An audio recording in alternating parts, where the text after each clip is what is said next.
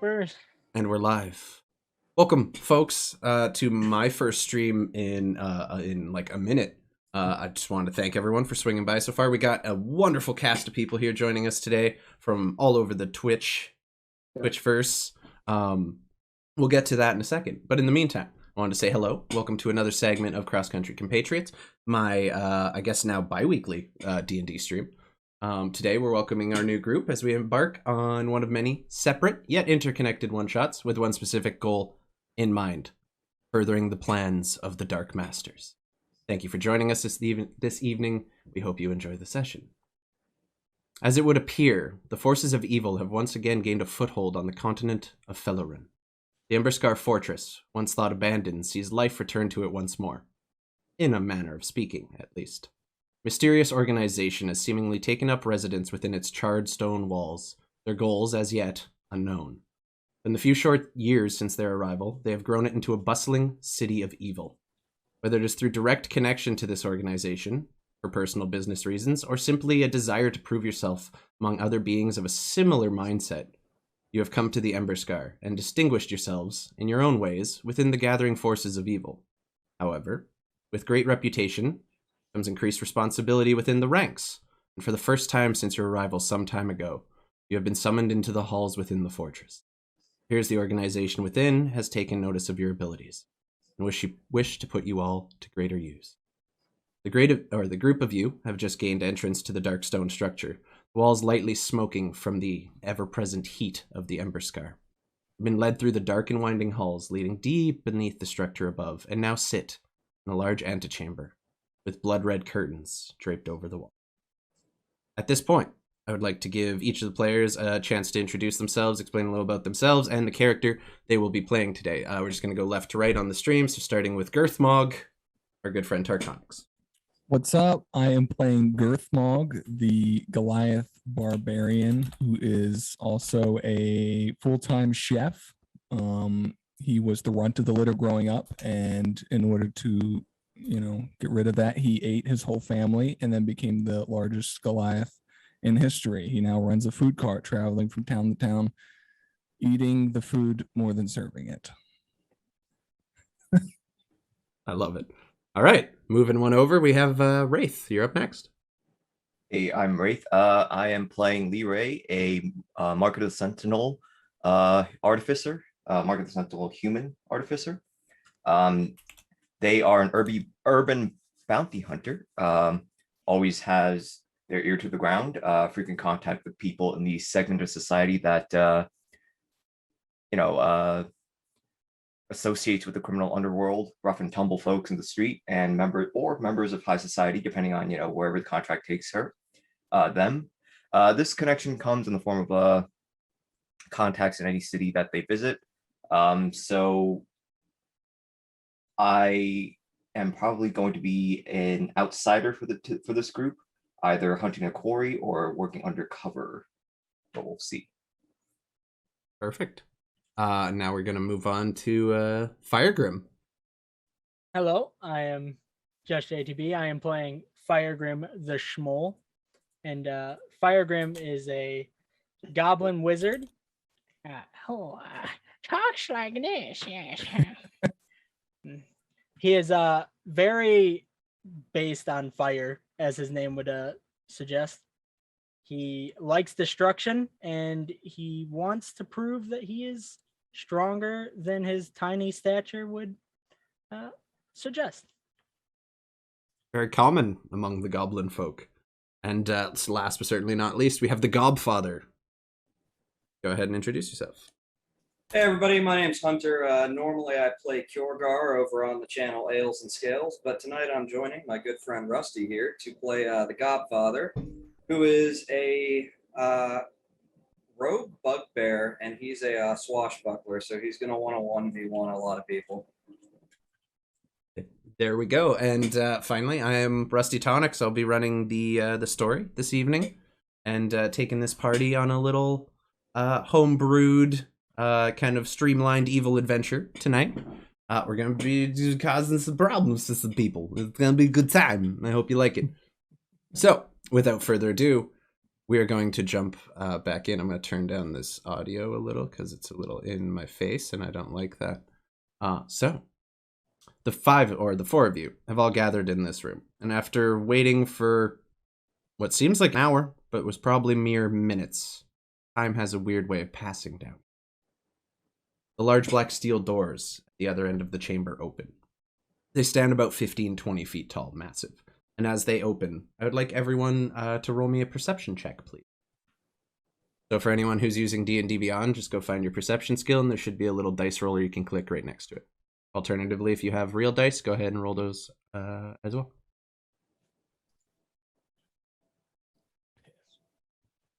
Yeah. Nice. Wow. Yeah. What'd you roll, Wraith? All 6. Looks like a 17. 19 total. 17 plus 2. I 18 got for an Firegrim. 18 plus 1. So There's a 19. little message thing for game log. Yep. You can check the. That's Yeah, pretty yours cool. just didn't go in. So, I guess that would just mean Firegrim and Ray see this. So the two of you, as these stone doors open, you manage to kind of peek a glance down as they begin to separate. You see a long stone bridge crossing over what appears to be a lake of molten rock. There is fire and brimstone and the acrid stench of sulfuric acid just emanating from this room, and the bridge stretches out for what seems like hundreds of feet. And at the end of it, through the soot and the smoke and the just ever-churning mass of smoke in this room, the two of you manage to see, just poking out, the black spires of a tall, seemingly ancient fortress built far under the ground, surrounded by molten rock. However, your gaze is quickly shifted as you... That's loud. There's some earthquakes happening. Not my neighbors being Girthmog. assholes. Yeah, it's Girthmog just walking in. So you now notice there's a figure slowly walking through the clouds, or through the smoke towards you, clad in a black and scarlet robe with a hood obscuring all of their face, excluding the chin, which as they get closer has been smeared black with either some kind of soot or makeup. It's just like a black chin poking out from under these shadows. And as they approach, you notice their hands are just crossed gracefully over their chest. And you notice the skin is quite shriveled gray, devoid of the color of life, and it's almost like it's hanging off the bones. Very gaunt figure, and the doors shut behind them as they enter, and they open their mouth to speak, revealing rotten brown and yellow teeth that chatter together with each word. Greetings, allies of darkness. Masters offer you a welcome. He looks to each of you. Now tell me, what do you know of our plans? Or are you as ignorant as you all look? Yes. Pretty ignorant here. Is there any way I can roll an insight or an arcana check to answer them? Yeah, you could roll an insight check or an arcana check to see what these people are about. Ooh, In okay. terms of like where their motivations lie. All right, I'll do an arcana check. Go ahead. Just waiting for that digital dice to show up. We received an invite to be here, correct? Yes. You are all personally requested. Also, Ray, you rolled a 20. Okay. 16 plus 4. Dirty 20. That's the dirtiest 20. So Arcana wise, this man is 100% undead.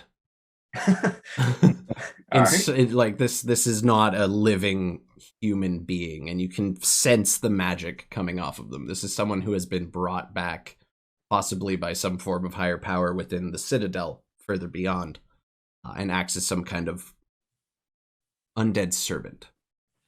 All right. I'm going to keep that knowledge to myself and just play along and say Okay. no. I'm gonna go ahead and roll intimidation, which you should see it in there. No, it did not come up. You might just have to tell me. For some reason, your rolls are not going through to the game log. Oh, funky. Okay. Well, I'm gonna step forward towards him. It says, If you expect us to know who you are or why we're here, why'd you send the invitation? Would you roll on the intimidation? 25. Jesus Christ. If you want to keep playing games with me, you can meet the pointy end of Mr. Business here. Truly the Godfather right there. Now I understand why they brought you along. Always good to have a bloodthirsty one in the party. Well, straight to the point then. As he says straight to the point, he looks at the point of your rapier that you have just kind of pointing towards him a little bit. So, as he's talking, Firegrim will speak up and he'll, well, clearly you need us for something, or you wouldn't have brought us here, and I don't care much about the blood. I'm here to destroy. I'm here to burn, yes. So get to it. He's good at it. I'm aware. Who do you think sent? As you all are probably aware, we've begun advancing our plans. Specifically the kingdoms above. And as it stands, we are ready to make our first move. We are planning an attack. The Underpass. Which, I'm going to say roll me a history check if anyone wants to know what that is. Sure. Girthmog rolled a 5. Dude, Girthmog keeps eating the dice. A 20. Jesus. Okay. So the Underpass, you would know, is essentially the last guard post before one of the largest dwarven kingdoms in this land, known as the, I believe, seat of Galder. Essentially, it guards the only passage into the dwarven kingdoms and through the mountains here safely. It was built some time ago between an alliance of dwarves and the men who rule the kingdom of Mayora to the north, as kind of a way to stem the flow of things kind of crossing through the mountains and causing problems for people. So it's a very defensive settlement right at the edge of the mountain, and it guards an underground pass to the kingdoms below. Upon this mention, Firegrim will, well, pushing towards the dwarfs, huh? That is the plan, wise one. Either way, before we can hope to do that, there's a problem that must first be remedied, and most of you have been selected because you're, well, skilled at infiltrating and destroying things. He looks at Girthmog. You're just here because we needed some muscle. And good food, right? Sure. Right. By the way, what's ignorant? Unaware. He's got a 5. He gestures to the Godfather who answers your question. Woefully unaware. Great, fucking oath. I'm so happy. Can you eat ignorance? You can if you kill him. Noted. Back to the business at hand. Far above the gates of the Underpass, far above the settlement, on a rocky cliffside of valley, lies the Gnarl Eye watchtower. A series of tunnels, one entrance, ever upward, eventually making their way to a beacon. Our problem lies that if this beacon should be lit as we make our move into the valley below, let's just say it is bright enough to signal every kingdom. The last thing we need is for the old alliances to be reformed. Right before. Your job, should you choose to accept it. You gather based on his tone, this is less a choice and more like, this is how it's gonna fucking be. We need you to go up there. Take out the small amount of resistance you find. It's lightly guarded, it's frigid cold, no one wants to be there. Might, Disable. depending on how much you pay. Justly reward. We need you to disable the beacon. See to it is never lit, destroyed. Whatever you can do, see to it it's never lit again. We don't know much about it, save that the light itself is of an arcane nature. Something magical. That being said, if you could bring the whole mountain down, do the trick. This job is up to your discretion. Most of you are capable of mind. He looks over to Girthmog yet again. Most of you. And those who aren't, I assure you, are capable in other areas. Beacon bad, alliance bad. Prevent alliance good. Might be smarter than I gave you credit for, big man. Thank you. Oh, yes. That is indeed what he was saying. Yes.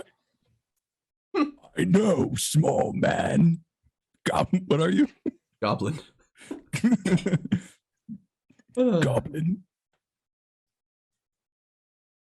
No matter where you go about it, it is imperative the signal be disabled before our attack commence. And you, bounty hunter, specific job for you. There's a commander at this location, the one who controls the beacon and the pass up to it. You can bring him back alive. He has information that we would be privy to, and we have people here prying that information out. Do you understand? Absolutely. Now, if he gets in your way and you must put an end to him, bring back the head. We have ways of speaking with him. Do you I understand? can burn the rest, right? No, let's eat it. But wouldn't that cook it for you to eat? I won't try to explain it to you. Okay. I love you guys. I'm so happy. I'm so happy. Okay. Well, he that just shrugs and nods. No. We've sent scouts to monitor the area and figure out possible ways for you to get inside. As we can tell, there are 3. Which you choose will affect your journey. The first, you can scale the mountain from the cliff below. Very dangerous, but lightly guarded. Second, there's a path that winds its way up the mountain. We found a way to get you on this path somewhere near the middle. Sneak your way up if you'd like, but it is guarded, and should you be detected, you will meet resistance. The final. We're unsure about this one, and it depends on, well, exactly how roughing it. Another path up the smoother side of it. Mostly ice. More easily climbable than the cliffside. But there's an abundance of wildlife.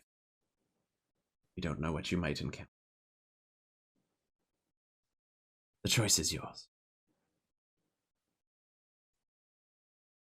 Question for you. Yes. I know a lot of these mountain passes are pretty well known for avalanches around these times of year. If the ice is a problem, wouldn't that be as well? Truthfully, as long as you keep the noise down, it shouldn't be. Oh, I didn't intend on it being our problem. We have this little friend here that likes to make things go boom. Maybe we could make it their problem. As long as you see to it that beacon is never lit, we won't have a problem. The Understood. choice is yours.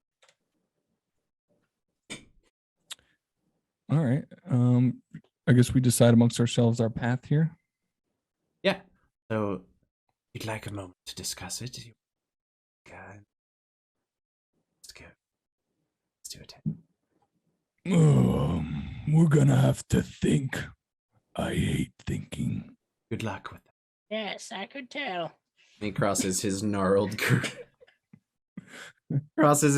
gray rotting fingers and just turns and almost glides. Like he's walking, you can see footsteps, but he's very graceful for a corpse. Or Okay. not. You don't all know he's a corpse. Only Wraith knows that. Very agile for someone who looks older than time. Well, what do you all think? I like the fourth option. Fourth option. Wait. 1, 2, third option. Right? Third, yes. Potential game. Easily climbable. And that's all I've got. I mean, I will agree it is pretty efficient. We can use the mountain and the avalanche to our advantage. I don't mind sneaking in. It's kind of my job. It does appear to be the best plan, but I am not one for stealth. I'd rather burn our way there. Perhaps your fire skills could be useful on the ice floes. Yes, I thought about that as well. Now, does anybody know what kind of wildlife's in the area? Could I make a check for that? And anyone who's interested can make a nature check. Right, okay. Or survival, whichever one's higher. I'll allow you to use either. I'm impressed. Firegrim with a 17. 18. Girthmog is just having the trouble. No, there's ice. Yeah, so a number of a couple of you rolled really high. So probably some bears, either of a grizzly or polar variety, or that weird hybrid, where the grizzlies and the polar bears made a prizzly bear. That's a real thing. BT Dubs. It's happening in Canada right now. Like there are literal cross breeding. Wow. That's pretty metal. It's a polar bear the size of a fucking grizzly bear. It's terrifying.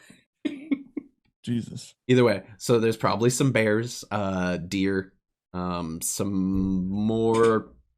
There's potential of some more elemental-based creatures that aren't exactly like naturally occurring, but it is safe to assume that an area with high winds, high cold, could have some kind of elemental magic creatures wandering around.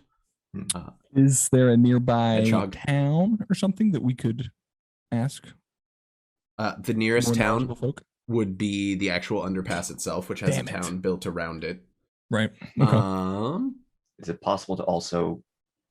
Can I go alone and stealth into it just to abduct the commander? Since I was given that job specifically. I wouldn't mind going with you myself. I have been meaning to make a foothold in the region. Okay. I would imagine that it would be Andron. best for you two to go, and me and the elf to stay. Yeah, you go with the... Wait a minute. Okay, I like this plan. You go one way, we go one way. Hey, So we're splitting the party for the one shot, is what you're telling me. The fellowship is broken. I meant we wait for them to bring the commander. Yeah, no, hold on. Let me slow it for you. We stay in place, wait for them to come back with the commander. Are you following? Yes. No, you're not supposed to follow. That's the point. You're supposed to stay. We stay, they go. Yes. Very good. I'm proud of you. Proud? Yes. Thank you. I pat him on the back of his kneecap because that's probably As high as you can reach. You maybe cop a feel on one of those big old cheeks, but yeah. Fly! And I kick. Big horse. They're not going to roll Flame Grim damage for dies. that, but Fire Grim gets punted across the room. Like a snowplow. Yeah. Jesus. All right, so what's the game plan? Like, how are we? Like, what's the fucking plan? I here? guess Godfather and I are infiltrating first to recognize, I guess, and abduct. Then go Okay. from there. God, this is awfully bold. I don't. What do we do in there? It sounds like we just sit here. Yeah, you in just the guys just meantime. hang out and cook. We're gonna have Yeah. some fucking quality conversation timer. We could do some sort of like I don't know, like a edible arrangement Trojan horse. Delivery. Yeah, it's like just a Well, big, it's a maybe big you stuck guys- pig, but Load Fire out Grim the is cart. inside of it. Yeah. Oh, Boy, God. maybe you guys can all scout patrols around while we look for the commander. That Oh, way, yeah. nobody's time's wasted. True. Yes, I like this plan. I am not sure he can. Looks at Girthmog. He's probably not the sneakiest. Ah, on the contrary, quite sneaky. Very sneaky. I am like big but solid. Okay. Sure. Let's say we patrol. Danger, danger. How alert. Friends, how? What? Danger. Want to be. Alert friends, how? Do we have any sending stones? Or are there any nearby that we could pick up, perhaps? I can infuse some. I can send a stone pretty far with my arm. Well, Same. not exactly what I meant. Sending some- Um, Magical sending stones for messages, you know? Maybe so- you guys don't know. Maybe I'm just the I think only I can one that knows. infuse something with that if I remember correctly during the character creation. Yeah, it depends what infusions you have already, because you have your magical repeating shot, right? Mhm. And what was the other one you wanted to have? No, that was free. I have a free slot for an infuse item. They're basically the fax machine of D&D, right? Yeah, at this point. Yeah, essentially, it allows you Yeah. once per day to use the sending spell. Yeah. Okay. Yeah, no, I definitely don't have that. I mean, you have can see, stones. right? All right. So as you're all there discussing now, down the hallway you guys initially came in, you see a figure, also clad in kind of similar black and scarlet robes, though without the hood obscuring the face. An older gentleman, kind of darker complexion with like very curly white hair, and just kind of very sunken eyes with like just patches of black around them. Looks like this man has not slept in ages or is just barely holding on at this point. He approaches in a very similar way that the other one walked, but slightly less graceful, not radiating quite as much power. So are you all quite ready? Yes. I believe so. For the yes. most part, yes.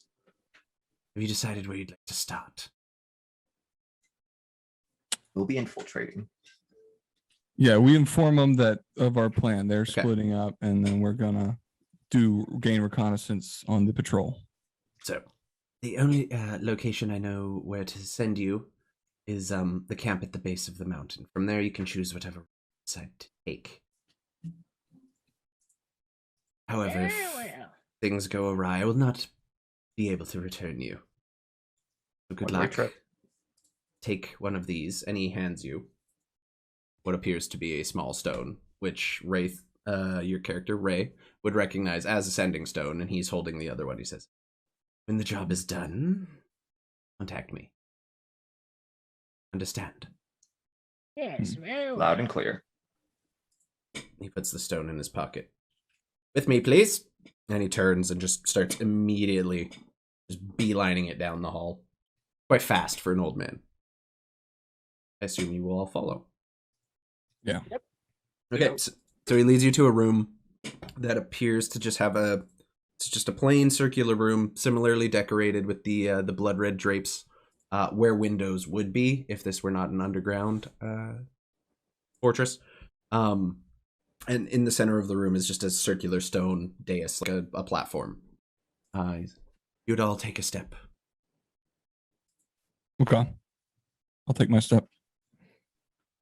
So if you all go and take a place atop the platform, he stands and just begins chanting some arcane words and making motions with his hand, pulling out a number of components. And as he finishes his incantation, you all feel almost like you're being sucked off the ground at a just substantially fast rate. And there's a flash of blue.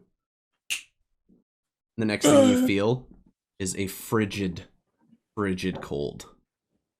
Except me. I never liked teleporting. It's not my favorite either. Oh, Just shivers. It warm today. So there's snow gently falling. It's kind of like that light, fluffy snow that kind of just drifts around on the winds. It's not what I would consider a massive, like, Canada level snowstorm, but it's definitely like Midwest. So there's a fine coating of snow, and you're at a camp that appears to have been abandoned some time ago. This was, you gather the scouts camp when they came to this area, and you're just standing in the same positions you were standing in on the dais. To your left, you see a just solid face of rock and ice climbing up, and you can even see small elements of structure atop the mountain. To the right, there is a path that winds on. You gather to the path that leads more directly there, and to loop around to the side with the wilds, which would actually take you up over another mountain and then down across a ridge line to get to it.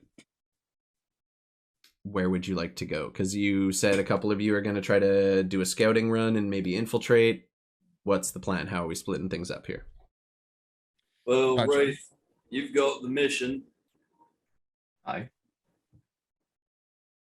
So I need to get close to that tower as possible and interact with the soldiers in there for sure. Well, I think the best way to do it is just pretend like we're supposed to be there. As I start like tucking in all my clothes and making sure my person or bugbearness looks as distinguished as possible. Is the demographic here completely dwarven? Human, mostly. Oh, they're Oh, human. There's a So couple fit dwarves right in. thrown in the mix, but So even then we stand out. yeah, Well, except for the human. except for the human. Right. But like Okay. a bugbear, it's a pretty rare occurrence in these parts. Right. Exactly. So, yeah, it seems like, yeah, that's their only. I don't know if the rest of us will. We can't blend in, but luckily Justin. Does the wizard have polymorph? At level 5, I I- don't think so. Yeah, Do not believe I do. Okay. Okay. I'm gonna put on my finest dollar store like gold chain that would turn a normal person's neck green. But since I'm a hairy Mhm. bugbear, I'm good to go. I mean, Or like we the can, dollar store chain. Yeah, I got you. we can sort of play it by ear and like go with the manservant kind of thing. This bugbear is my aide and confidant while we try to get some jobs from the commander of the place. Yes, it sounds like Sounds an good. excellent plan. All right, so we're infiltrating, and then is my understanding that Firegrim is going to cause an avalanche after this happens, or are you extracting the captain and bringing him here first, or trying to extract the captain? Just options. Was If things go south, I mean, we can always tell Firegrim to bring the mountain down while we try to escape. Problem is how are you going to tell me to bring them up? Well, you have the sending stone, right? You can. he Yeah, has but the other one. the other It guy only- has it the only other goes one. to your Yeah. mate. Yep. We need a We only second have the set one. then. Yeah. Well, we didn't get a second set here. Yeah, the 4-pack was $5.99. We couldn't. We couldn't spring it. afford it. Yeah, no. Wait. So the one that we have then, is that my infusion or No, that was one just given? that's given to you that goes directly back to base to inform them whether or not you're successful, and if they don't hear from you in a day or two, they're just going to assume you're all dead. Oh, okay. Well- Let's create another one then, another set, and give one to Firegrim. Well, I've got another good idea. That way you don't have to waste your magic hoo-ha that you got going on. Mhm. We could just, if we run into trouble, I take a short bow, shoot it up into the top of the tower, light it on fire, of course. That way you can see it. So he could just be on the lookout for a fire on top of the tower. Maybe. Well, the only problem with that plan is we'd be stuck on top of a tower while an avalanche is approaching towards us. I mean, I Better can be run pretty far fast. away with a bow. You guys went totally the opposite direction where I thought you were going to go. I was with gonna this. say, I'm double checking on this. So our plan is to send Wraith, Ray, Right. Little Right. Ray and the Godfather into a guarded Infiltrate, base to get infiltrate. you. Was he a commander? Kidnap Yeah. the guard captain. Yeah. The guard Yeah. captain. And wait, what happened? Wasn't someone mentioned something about like pretending to get a job? Just I haven't thought that far through for that. Me, not smart, but still hesitate. 3 syllables. That's a good one. Did you just read that from a book?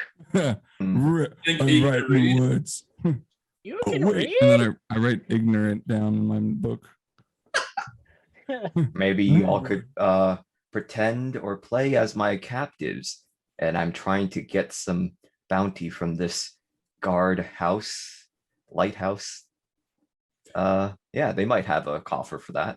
This is extremely risky, and I wouldn't have it any other way. I That could work well. That's actually a good idea. Yeah. And it gives me a great chance to burn it all down. Okay, so you're gonna bring in the party as your prisoners, just the 3 of Yes, them in that's perfect. chains. That's perfect. We Okay. doing all 3, or are we just doing 2? No, all 3. I mean, it's got to be believable. Unless you want to still act the assistant part, I might need to hold back this Goliath. Let me ask you this: how uncommon is a Goliath in these cold, frigid mountains? That Not uncommon. very. No, there's Goliaths Yeah. around. They mostly hang out further north in the Boundary Mountains as opposed to the Gnarl Peaks here. But there are a number of Goliath tribes, just not as heavily populated as, further up north. There are a couple. though. Okay. Yeah. So a murderous Goliath running around with a bounty on him, not entirely unreasonable. Perfect. Yeah. Okay. How about for like goblinoids? Yeah. I mean, generally speaking, goblins are accepted in some parts of society in different parts of the world. The dwarves aren't big fans. The goblins and the dwarves have like a serious ongoing conflict, especially like, and that's goblinoids in general. So bugbears, hobgoblins, goblins, like they're just not getting along super great. So again, not an unreasonable thing. Perfect. Yeah. They're more inclined to believe that, they have bounties on them and they've been captured. Okay. And then, yeah, the bugbear, also goblinoid. So not unreasonable. Which works in our favor if we use them as prisoners. Yes. Yeah. Maybe we'll make the Goliath the assistant and me and the goblin the prisoners. I feel like that's that would be more believable, yes. Okay. I will need his strength for certain aspects of this job. So absolutely. Any chance my food cart got teleported with me?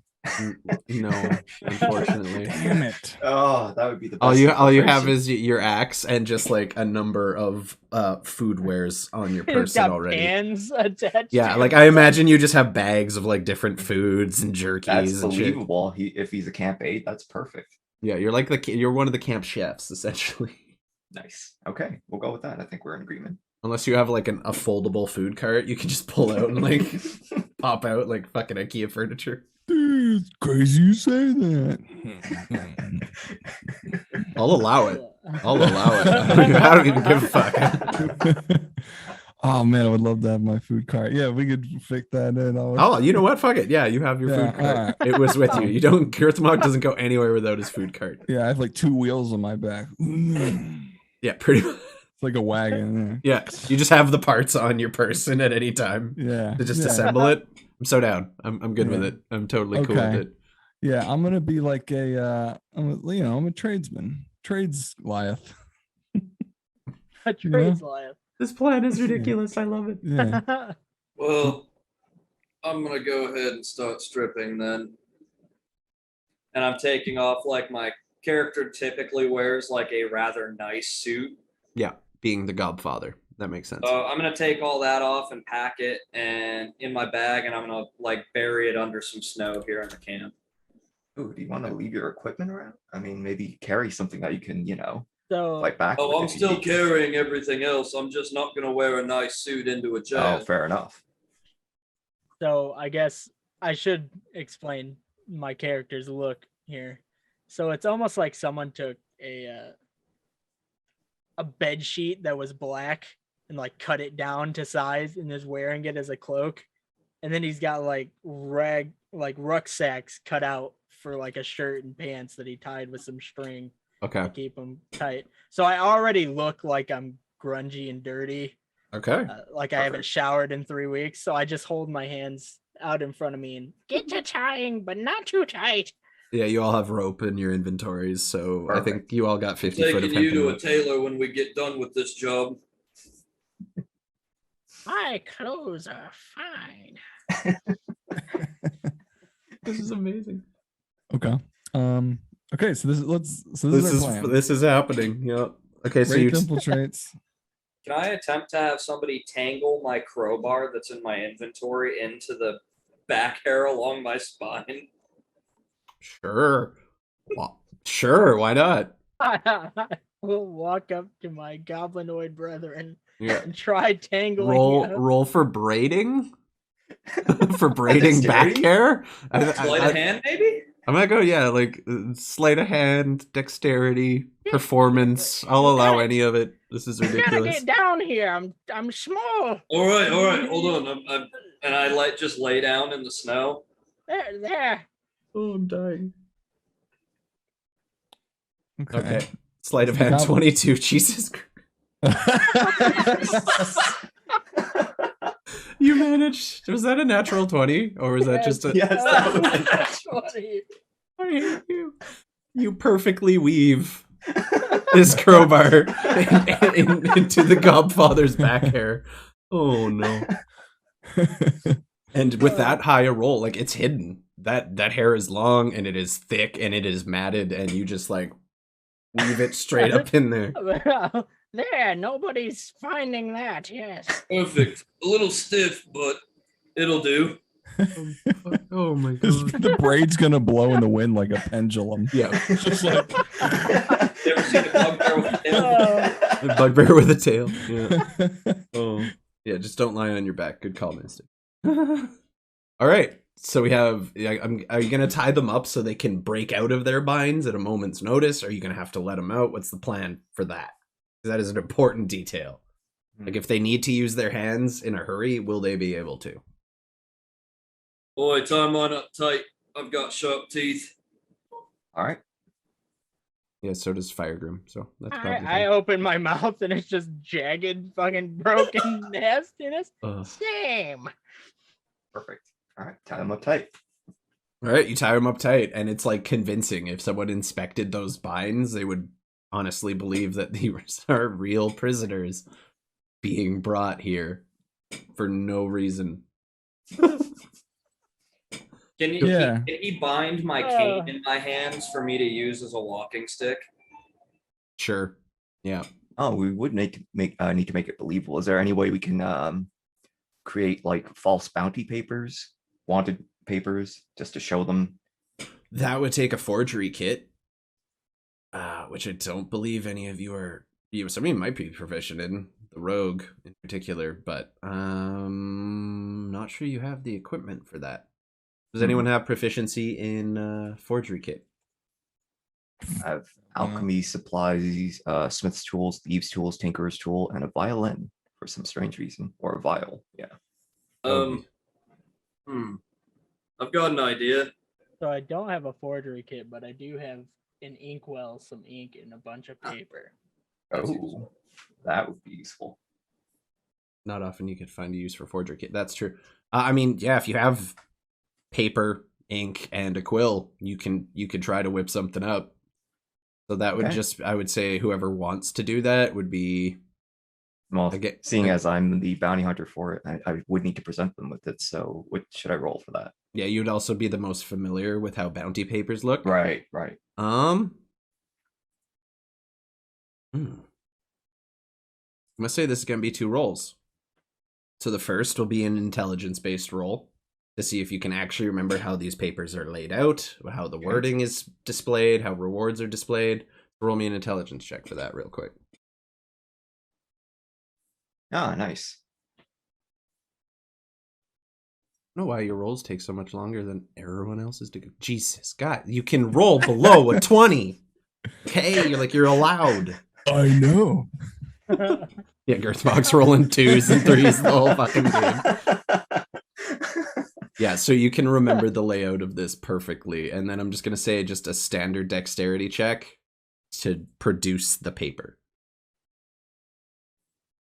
Okay. This is cool. I've never forged papers. Well, if we want to make it more believable, me and the big guy here could headbutt each other. Yeah. What do we get? Like, we get into an altercation this Yep. year? Cool. Okay, so 14. I'd say that, yeah, that's good enough. You beat the DC I'd set. So you managed to make what I will say are believable bounty papers. They're not like completely perfect in every way, but you managed to remember the layout enough that you could consider, like, someone would look at these and be like, okay, I buy it. They're I'm ready to look fairly down at believable. the forged bounty papers and in smug confidence. Well, at least we can't I won't be able to use them for real, but these will do. Yeah, you couldn't go to a bounty broker like you normally would for your jobs and turn them in, but on the regular rank and file of the army, probably would get by. Perfect. So you have your papers, you have your 2 prisoners, and your traveling chef. We're just gonna walk straight up the path. Is that the Let's plan? go. I think Yeah. I would like to be separate from the party. Like, You're just gonna maybe- wander in after with a bunch of food. maybe even before. Okay, I'm cool with that. Okay. Yeah, I think 5 minutes before. All right. Yeah. Yeah. So I have my cart and I pick it up despite with the wheels blowing in the wind. Yeah, you're just carrying your Despite cart. the wheels. I'm like, It's like a rudimentary road. It's more of a Girth path. market. But... it has wheels.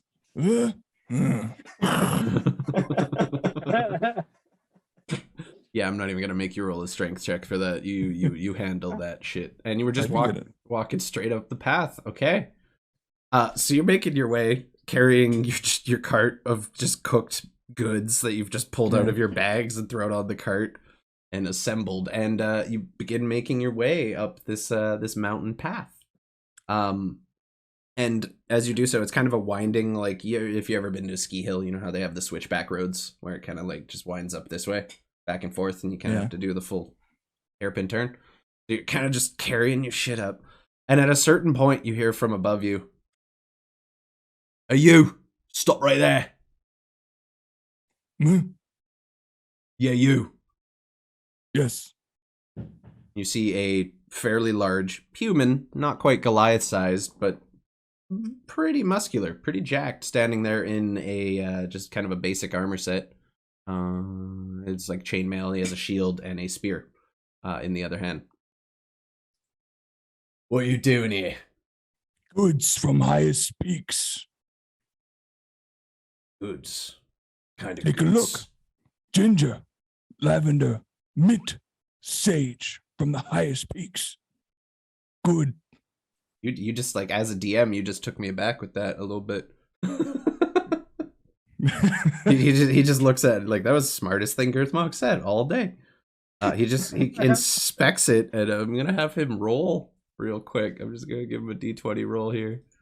Look, there's one thing Girthmog knows, it's food. Also, I'll say he rolled. Yeah, so Girthmog, roll me a persuasion check, please. He rolled a 3 on his insight, so you need to beat a 3. Let's What? What? You guys can roll things other than natural 20s. Okay, that's like 3 already. This is getting The one back time. and ridiculous. The one time. Oh my god. Perfect. Yeah, he sees it. He's like, Clutch. oh, that all looks good, honestly. Oh, I had to drop the accent. You fucked me up so much. That looks good, honestly. We don't get a lot of fresh food up here. Not much for the salad stuff, but for you folk, for the puny ones, not bad. Who you calling puny? I'm like 9 feet tall. Yeah, he's kind of he's still looking up to you, but like you can tell this man is not used to having his stature judged at all. He kind of backs down a little when he realizes he's like to you he is pretty puny. I open my book and I'm humor. Learned that one a while ago. He just breaks. The guard's just like, oh, we got another smart one up here. All right, head on up. You. I'm sure they'd like to talk to you up there.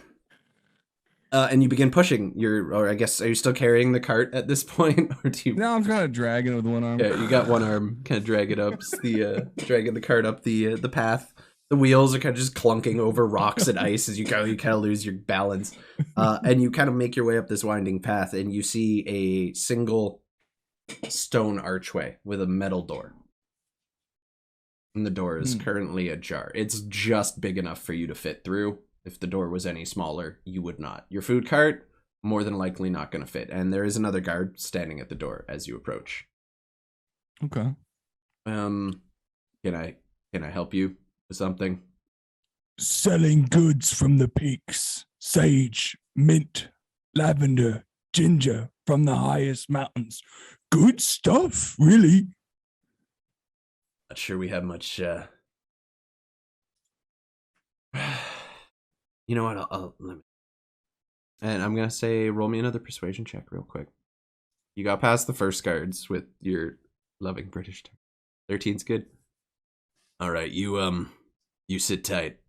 I'm gonna go get the captain and see if he wants to give you any bits here. Nowhere to go. We'll wait. Yeah, wait here. Wait. Here. Right here. You okay? She's just like already frustrated. He just turns, closes the door behind him, makes his way upstairs. He's gone for, I'd say, about 5 minutes at that point. And you told the party you wanted them to wait about 5 minutes after you go in. Yeah, I'm kind of like looking back, like. Should we start? Like, give me one more minute, kind of thing. Okay. Like, Guys, is there a bend around the mountain? Like, yeah, like you just snaked up an entire path. yeah. Wraith, roll me a perception check, please. Oh, okay. We're doing that. We're just gonna see if you can have visual contact. It's super unlikely. It's very high DC, but if you roll another natural 20, I'm going to have a shit. Just right here on the Stream's canceled. Yeah, stream's canceled, guys. Gotta go shit. There's so much like Okay, 13. You cannot see Girthmog. Yeah, after a certain point, he kind of just vanishes, and he's too high for you even to get a visual on him. But it's been about 5-10 minutes now since he's made his way up. Follow. Okay, so you're just gonna lead your 2 prisoners up. Mm-hmm. Time to go. I'm going to be intentionally limping and using the cane for walking. Oh, good idea. Yes. Okay. Sure. No worries. So you begin making your way up as well, following the same paths that you saw Girthmog take. And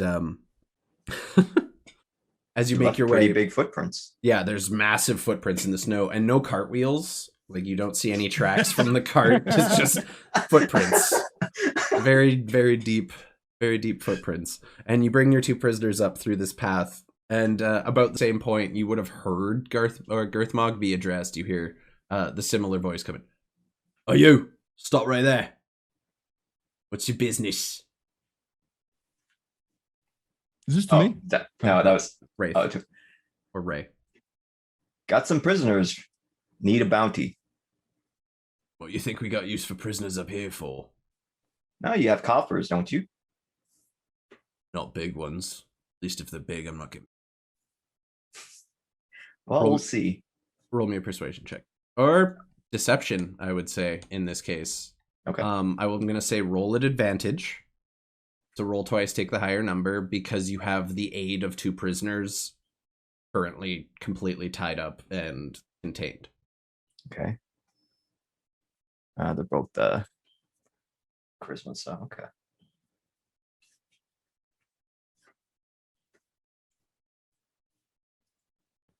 Dun, dun, dun. Go through fucking roll. Fucking drum roll. Okay, so the first one's an 8. So roll one more time and take the higher one. Okay. So long for that. You guys rolled so high most of this game already. Except Girthmock. Even then, with that nat 20. Earthmog takes 1d4 emotional damage. Yeah. Wow. Emotional damage. You got a 2. You rolled an 8 and a 2. Oh, buddy. We got it. Yeah. Sorry. Hey, to help him kind of sell things, is it okay if I roll a performance check to like fake start fighting with our fiery goblin friend? Sure. Okay. Roll me a performance check. I also roll. a Yep, performance. both of you go ahead. Okay, I got an 18. I got a 6. So in this case, this is going to be how the fight goes. You act like something that Firegrim has said, or Flame. Is it Flamegrim or Firegrim? It's Firegrim. Okay, something Firegrim has said has offended you greatly, and you just immediately start. You just pummel him, and he sinks. Oh, about, you little bastard! yeah, How sinks, dare you! sinks about a foot into the snow, and he's just like up to his waist now. Yeah, I'm taking my feet and like my good leg, I'm stomping on him, and then I'm gonna like fake fall over because my left leg won't bear weight. Yeah. Oh, you two, cut it out right now. Startled by the commotion. I like, you gotta let us in. These two are just not cooperating. What We do you can sort this expect? out This at the little tower. bastard comes from a different cave and then tries to demand things of me. Well, ow. So, Ray, I'm gonna have you roll one more persuasion check now that your party has come to your rescue. This one's just straight. So, Ray, go ahead at your leisure. Oh, it's loading, of course. Oh my god. Everyone else's comes through like immediately. I don't understand it. It's fine. Water. Oh no. Natural one. No. I'm sorry, guys. Oh, I saved all the good rolls for the start, but damn. Yep. Right, so... Yeah, between that, the papers, the rolls, it's not cutting it, unfortunately. So you're meaning to say that you captured these 2 fugitives, walked them through the town at the bottom of the mountain, up this pass just to bring them here? Something doesn't add up. You can come closer and check if you'd like. As I'm trying to drag them up from their fight and break them apart. I mean, their performances are good, so I think that's believable. Mm-hmm. I mean, he believes they were fighting. He just Mm. doesn't believe that you've taken them prisoner. So instead of approaching, he just stands there, plants his spear in the ground, and just... And you see further up the path an archer appear, just standing there with a longbow that's trained on you now, Ray. Mm. And another guardsman begins making his way down the hill towards you and stands just essentially shoulder to shoulder with this guy. I'm gonna punch Wraith in the face and try to break free of his grip, and then try to run away. I'm gonna say roll me just a straight attack, a melee attack against Wraith with disadvantage because your hands are That'll bound. be disadvantage. Oh, I rolled almost the same thing twice. It'll be an 18. Okay. Ray, what's your AC? I don't have it in front of me. Armor class, 15. 15. So that hits.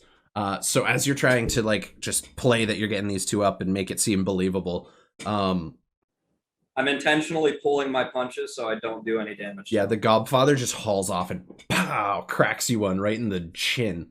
And you felt he pulled his punch, so you're not going to take any damage, but it hit clean and solid, and you're sent reeling, kind of tumble back a bit. And you said you're going to break out of your restraints and try to run? Yeah. Or okay, so you're going to bite the restraints. Okay. So as you're doing that, and you take off running. And I'm limping. Yeah, as you're limping away, the archer is going to take a shot at you. Okay.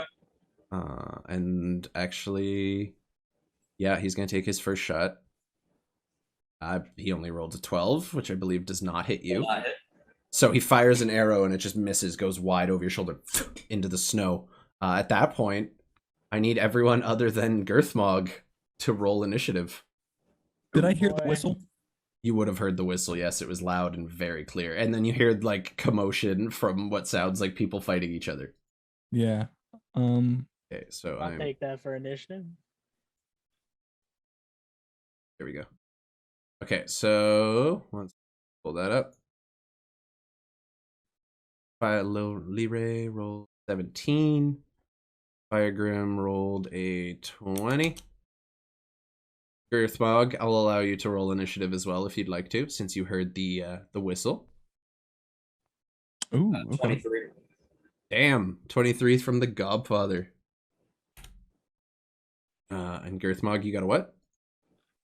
Did it come through? No. Oh, there it is. It's loading. It's loading. A 3. Oh, it automatically put it in the initiative counter. That's cool.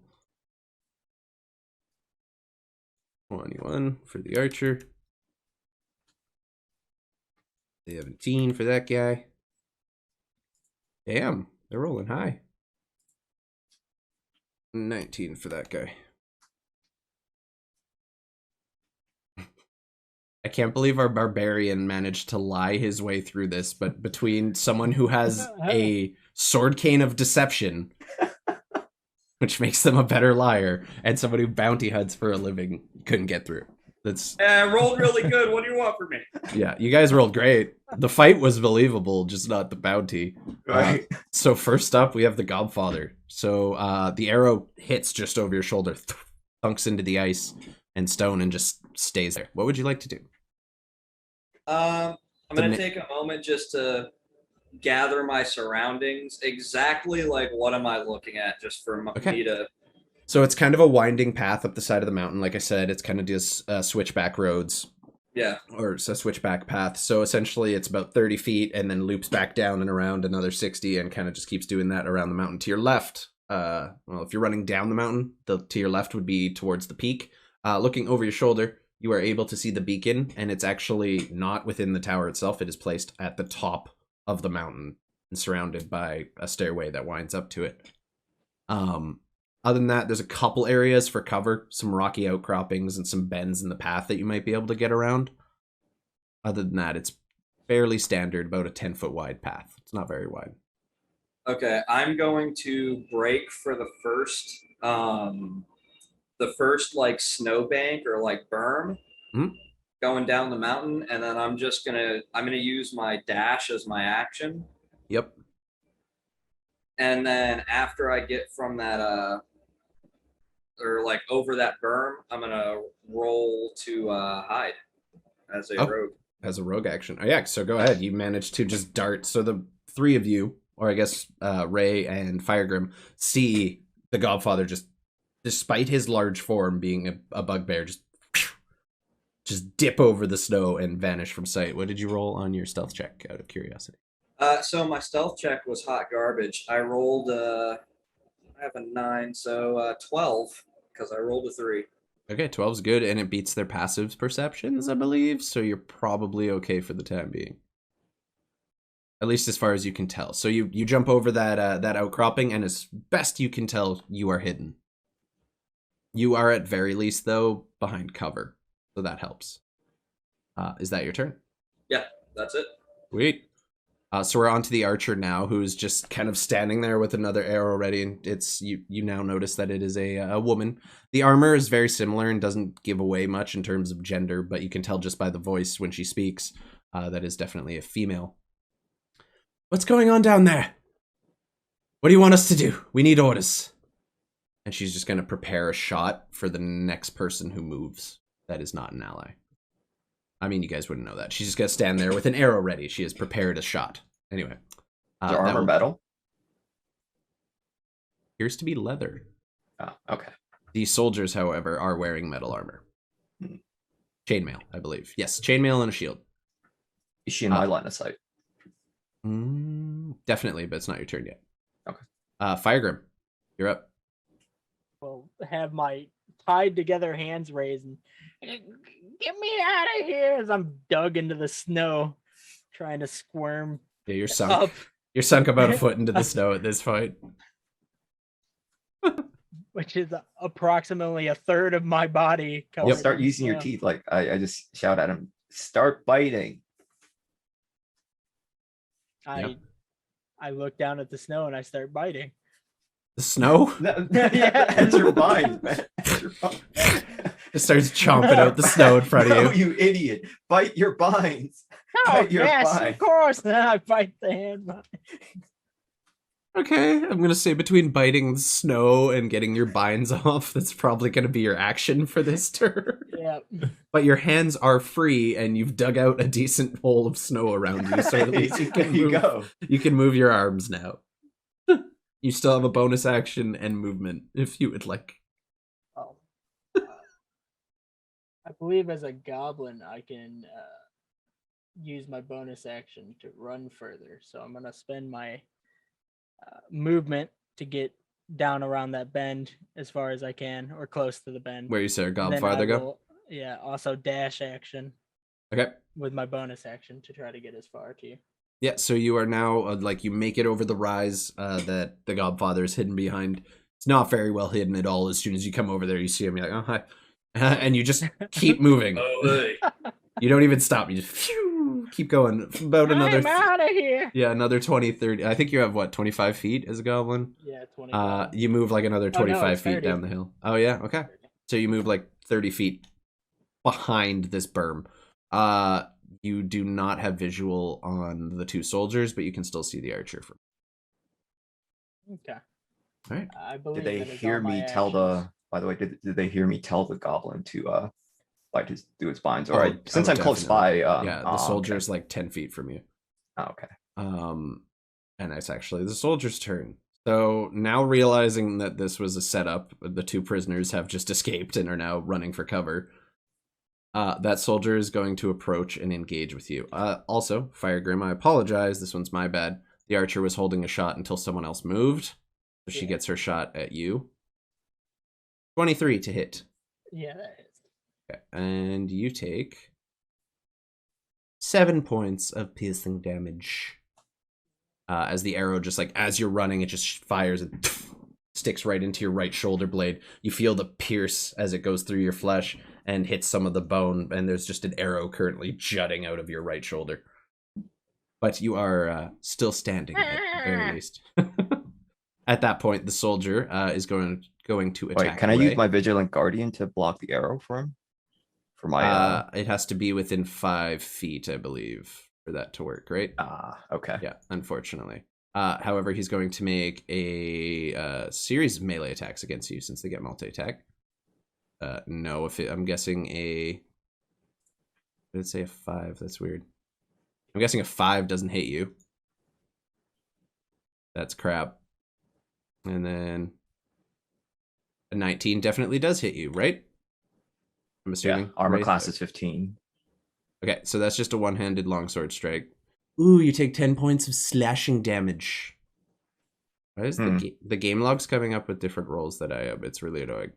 Either way, yeah, there's the 10. Okay, so you take 10 points of slashing damage as the sword just through your kind of upper arm, kind of gouging open your shoulder. Can I use my shield spell reaction then? Yes, you can. All right. Yeah, so I believe shield adds 5 to your AC, so that would just... Yeah, so he misses. So as he's kind of raising the sword to strike at you, you quickly see it and use your shield, quickly cast it as a reaction, and this arcane barrier kind of stops the sword in its tracks and then dissipates. Nice. That's good. So you don't take any damage that turn. You're all set. Sick.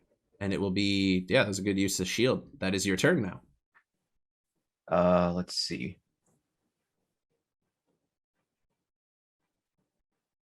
I'm gonna cast heat metal.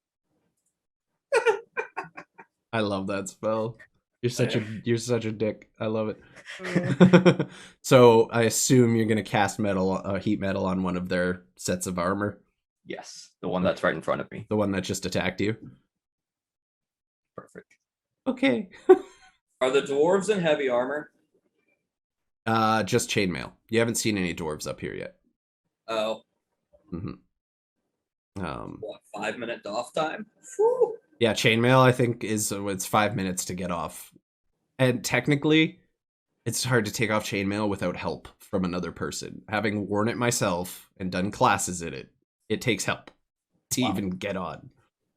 So go ahead, and I'm just gonna pull up the heat metal spell for a second. Oh god, no, that's horrible. You're just gonna cook him alive in his armor set that's deeply evil. Deeply evil. How it'll taste. I hope the smell attracts Girthmog. So there's not even a save against it. They just take 2d8 fire damage because they're wearing it and it's currently on fire. So go ahead and roll me 2d8. So to do, there should be a damage section on the spell you can click. Alternatively, you can click the little dice and select 2d8 that way. That's so mean. You beautiful bastard. That's so mean. I love it. Glad I picked that spell. Yeah, no doubt. See what you rolled.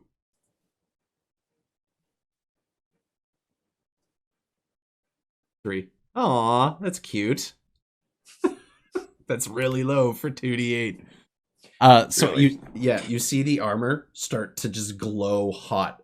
Just a bright orange, and it's just radiating heat. You can feel it from where you are, and the man just begins kind of flailing, trying to just peel the armor off, but he can't because it's fucking on him. And he's just standing there. You smell just the scent of burning hair and cooking and slowly cooking flesh as this man is just trying to just shake off this hot armor, but has no way out of it. He drops his weapon entirely as he's just trying to like take off the armor and work that off, and he is just not happy. So I believe that stays up for concentration up to 1 minute. So 10 rounds. You get 10 rounds with that. All right, and do I have an extra action? You have a bonus action, and you have your movement. Okay. Bonus action, you can only cast a spell that is a cantrip, since you used a 2nd level spell for that. Okay. Fucking heat metal.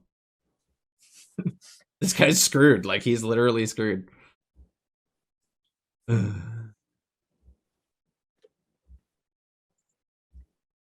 guess I just wait, can I attack him? No, because it takes an action to attack, and you used your action to cast heat metal. Okay. All right. I'll just follow the other two behind that berm. Okay, he is going to get an attack of opportunity as you leave his attack range. Wait, the guy that's flailing? Oh yeah, he dropped his weapon. So he's not even going to worry about that because he's currently flailing. Good point.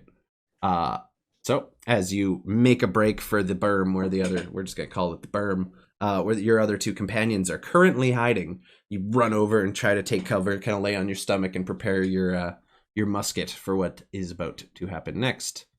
Awesome. Next up is the soldier.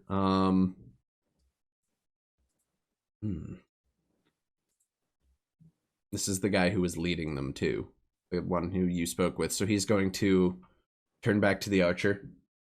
Keep him pinned. I need to raise the alarm. And he's going to turn and just break up the hill towards the door into the watch. It's called a watchtower, but it's effectively like a tunnel that weaves through this mountain to get to the beach. And he's going to make a break for it. He has a ways to go, and you do know there is a Girthmog in between him and that door. Ooh. He's still got a ways to go until he gets there. But next up, Girthmog.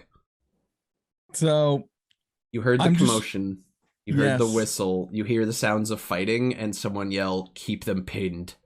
I need to raise the alarm." I'm also 50 turns away. I'd say by this point you could get to the party in probably 3 turns. Okay, because I know I'm like Or 5 minutes. If you're using your dash, 2 turns. Okay.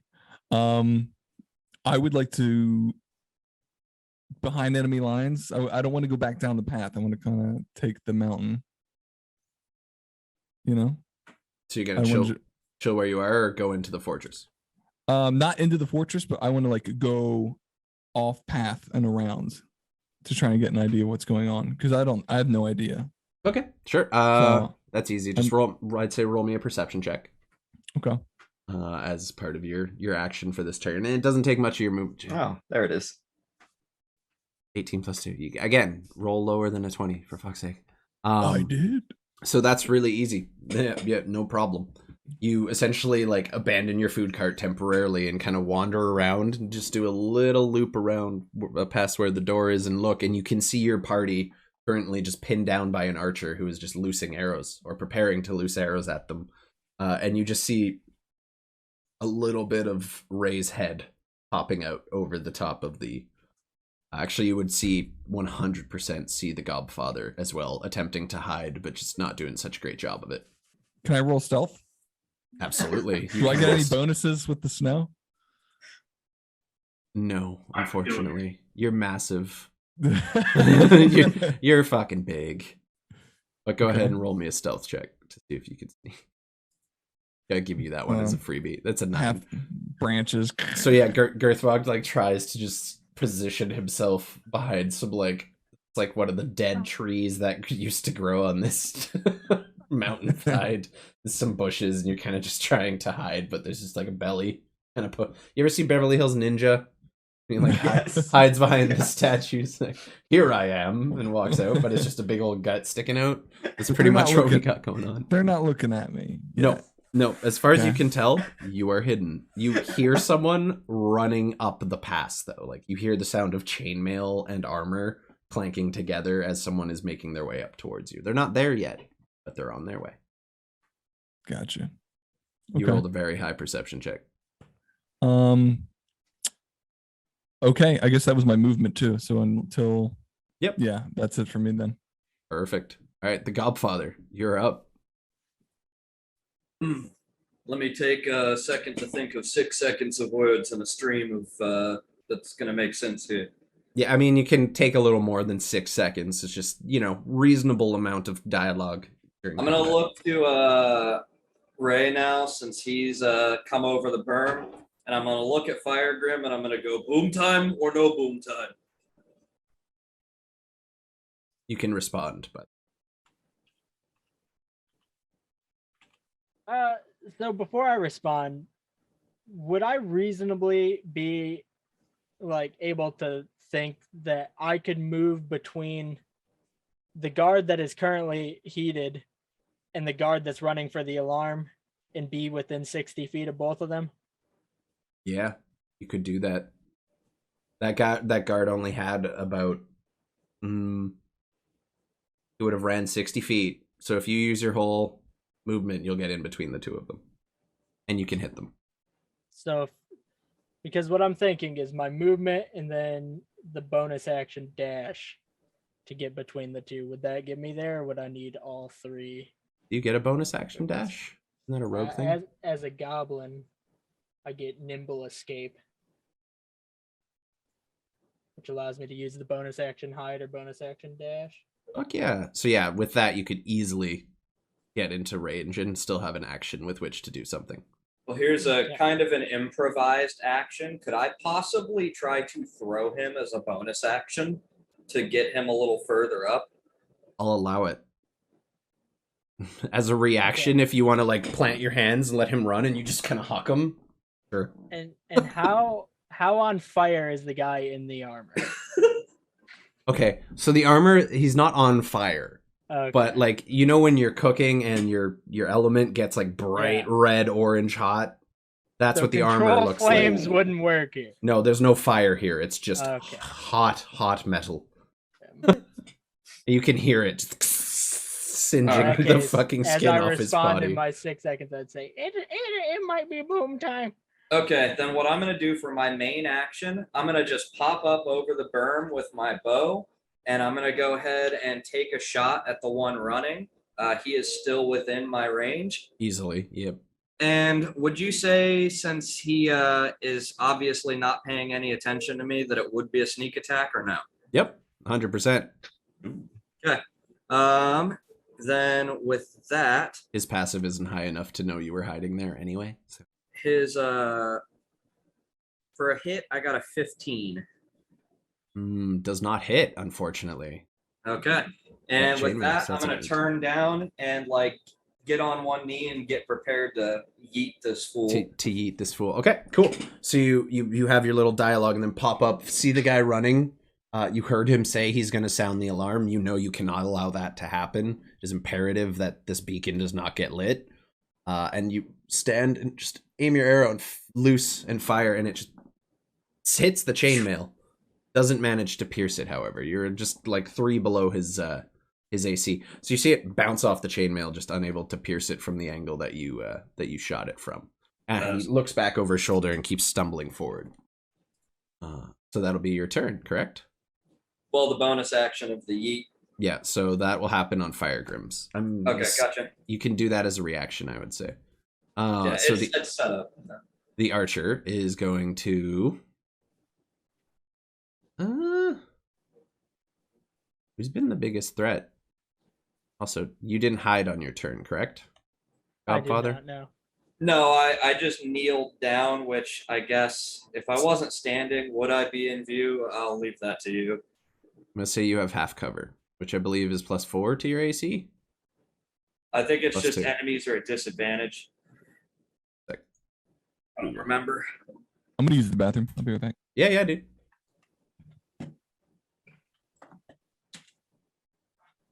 +2. Okay. So you have half cover since you're kind of kneeling and hiding. So whatever your AC is, +2. Okay, gotcha. I'm at a 17 if you need to know. 14. It does not hit. Gets 2 attacks though. And a 16, so it does not hit.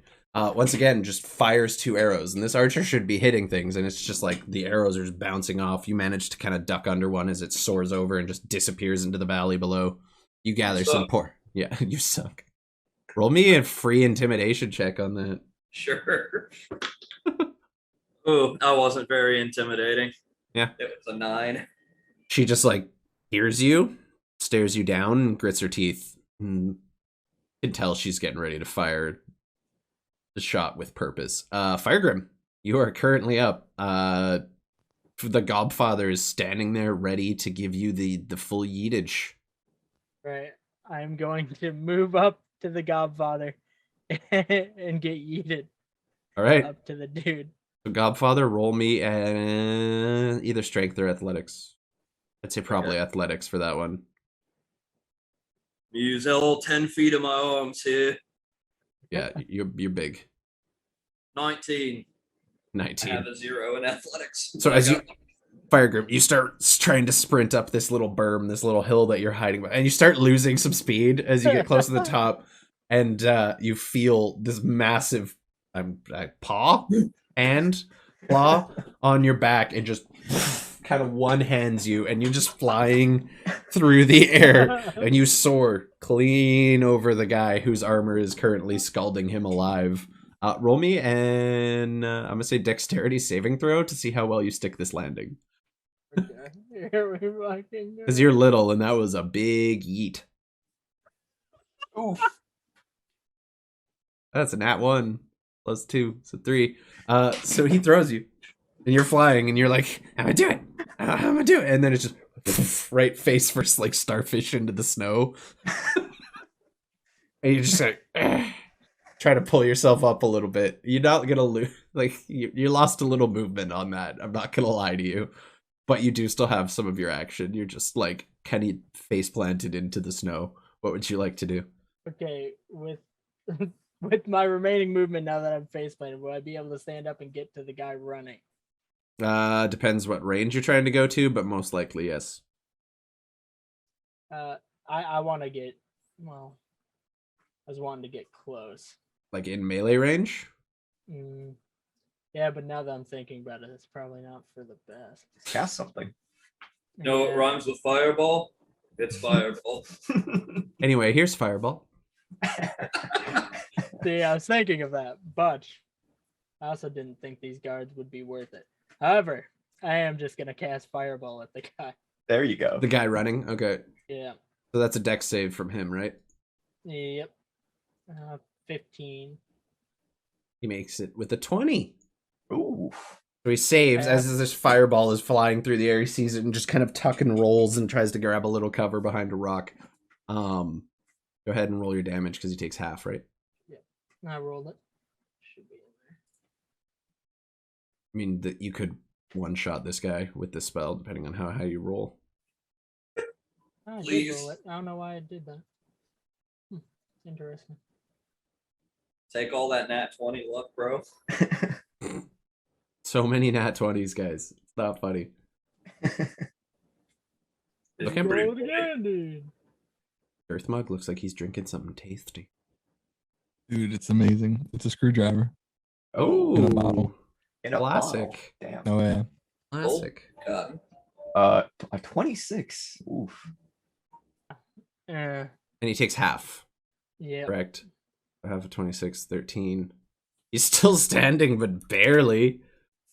So you lob this fireball, you perform your motions, and you conjure this ball of flame, and you just... Oh, actually, I have Elemental Adept Fire, so all those ones are actually 2s. Hell Okay. yeah. How many ones did you roll on that? 2. Okay, so he's dead. Yeah. he's Oh, done. all right. So as he's running the fireball, and he tries to roll out of the way and dodge, and thinks he's successfully kind of put himself behind a rock, and the fireball hits and just explodes, engulfing the entire area in flames. And anyone who has visual on this guy, all you see is just a charred body hit the ground with like the flesh just melted off of his bones. It's like a Looney Tunes. And all you man. hear- Yeah, essentially, like there's the cloud of ash, and then just I'm gonna falls. all you lean over hear in the Ray. back. And just kind of whisper to Ray, holy shit. And meanwhile, all you hear from up there is Maniacal laughter. Yeah, that dude's fucking dead, dude. Oh my god. There is a loud, like, not quite an explosion, but like a rush of flame as this fucking explosion goes off. So that dude's dead. no more snow on that spot. Nope. Alright, we're on to Soldier B, who is currently just burning alive. Can he, like, do anything? He can't take the armor off. It's not possible. How smart is this man? Yeah, I'm gonna, you know what? He has a 10 intelligence. Not smart enough to do magic. No, he's not smart enough to know that if he hits you, he can break your concentration. So he's gonna spend his turn flailing around trying to doff his armor. He's literally gonna collapse in the snow and just try rolling around to cool the armor off. It's not gonna work. Go ahead and roll that 2d8 damage. Wraith. Oh, okay. Yeah, because every turn he's in contact with that armor, he takes another 2d8. Wow. Oh no, you have to use a bonus action to cause that damage again on your turn.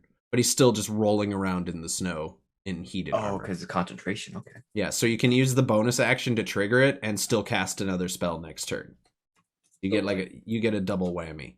And that's gonna be his turn. He's literally gonna roll around starting to try to get the armor off and just cool it off in the snow. Not working. Ray, you're up. All right. Tell the Godfather, start heading up. I'll give you covering fire, and I'll train my musket on the archer. Okay. Sounds good. Go ahead, and you have multi-attack, I believe. And since you have the repeating shot, you can fire your musket twice. Nice. You get 2 attacks against the archer, who is just standing there, like trying to put arrows on you guys, but is not able to make contact. All right, so 2 hits on the hit DC roll. Yep. Okay. Yeah, so just roll twice. You need to beat a 16. And if you roll a 1, you misfire, and I'll tell you what happens then. Oh no! Don't tell me that. Technically a 1 or a 2 with a musket. All right. So You hit. 14. So the first attack hits. Go ahead and roll your second attack before we even do damage. Okay.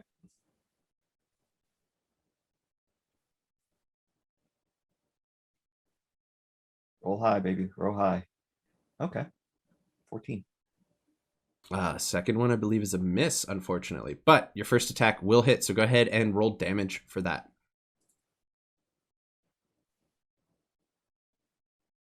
Well, +5. What the heck? Thanks. Yeah.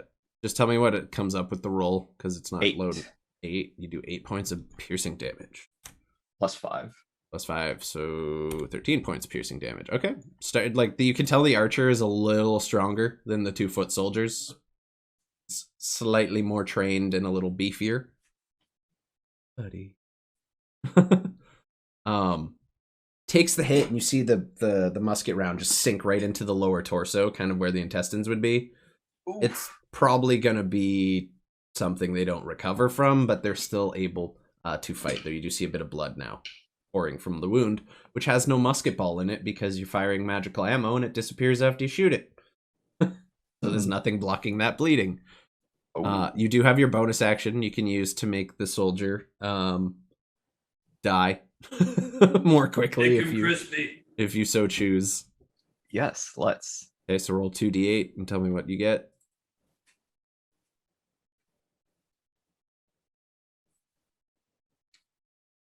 Dun, dun, dun, 9 and a 5. So No, it's actually a 6 and a 5. So 11. that's enough.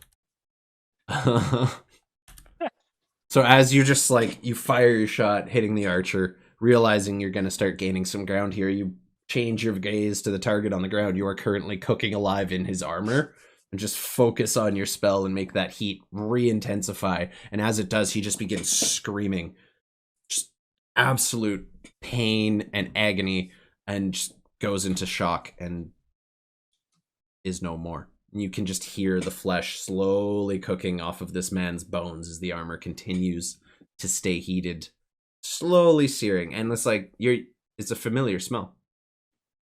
In a weird way, being around all these evil people, especially in the city of the Ember Scar, cooking human is not something you're unfamiliar with the smell of. However, Done for. You do still have some movement, but you're currently behind cover if you want to duke it out with the archer a little bit. That is your choice. In the meantime, I'm going to go ahead and roll myself a percentile here.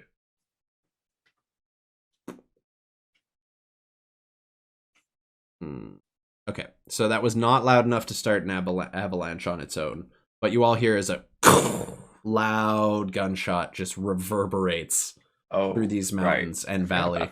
Yep, no suppressors on muskets, baby. So Girthmog, you're up. At that point, you hear this resounding crash, and from inside the building, you hear commotion. Okay, I'm going to try and hide better. I would like a view of the path while doing my best hidden performance. Okay, so go ahead and roll me a stealth check, please. You can hear there's people coming down the stairs behind that door. Oh no! I'm wearing the snow cap. Yeah, Snow on my head. Did you just roll worse than your last one? You rolled a nat 1. Yeah. Oh. Yeah, once again, you think you're kind of got a good place, and then just something you've been eating hasn't been agreeing with you very well, and just ever so faintly in the background you hear as Girthmog just imagine the echoing one from YouTube. Yeah, it just echoes all across. You guys even that caused the avalanche. You can hear it. Yeah, good question. Let's find out. Please no. Before we move on, I would like No, it does not cause an avalanche. My internal plan here is waiting to see if someone runs by and then attacking them. Well, I would more like to use a reaction to yell out and then run and make them think I'm the commotion. Oh, so if people come out of the building or anything, they'll think you're the problem? Yeah, and then I run. And then you run down the hill? No, I run wherever. Okay, if this is down the hill. Yep. And then this is where I'm came from. Yep. I'm running back parallel to the beacon area. To the door. Okay. Away, yeah. Okay. So, I love that Girthmog's the smasher and he's just standing here hanging out. One thing to note, if you're familiar with the rules of like diffusing of smells in different temperatures, farts tend to. I am Canadian. I've hung out in a lot of hockey and curling rinks. Farts tend to linger in the cold, and it is ripe. So, like, it is ripe.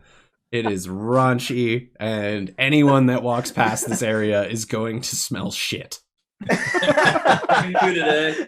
Yeah. They come out and all they think is the musket was your fucking Dear God, is that what those northern steaks smell like? All right, Godfather, you're up.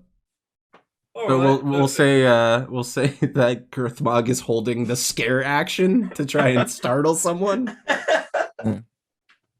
Okay. Oh, I'm so happy. So since I dashed a full 60 foot to this berm, I'm gonna pop up, take my shot at the remaining archer. I rolled a 21. Yeah, that hits. With that, I rolled 7 damage on it. Boop. Still standing. Okay. Starting to look a little worse for wear now. They have suffered 2 wounds that entered from a lower angle and just kind of worked their way up into the torso.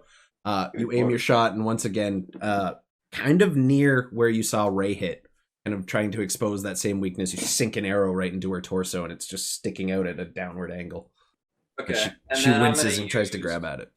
My bonus action dash as a rogue and get all the way back up to where I was, where the still smoldering body is. Yep.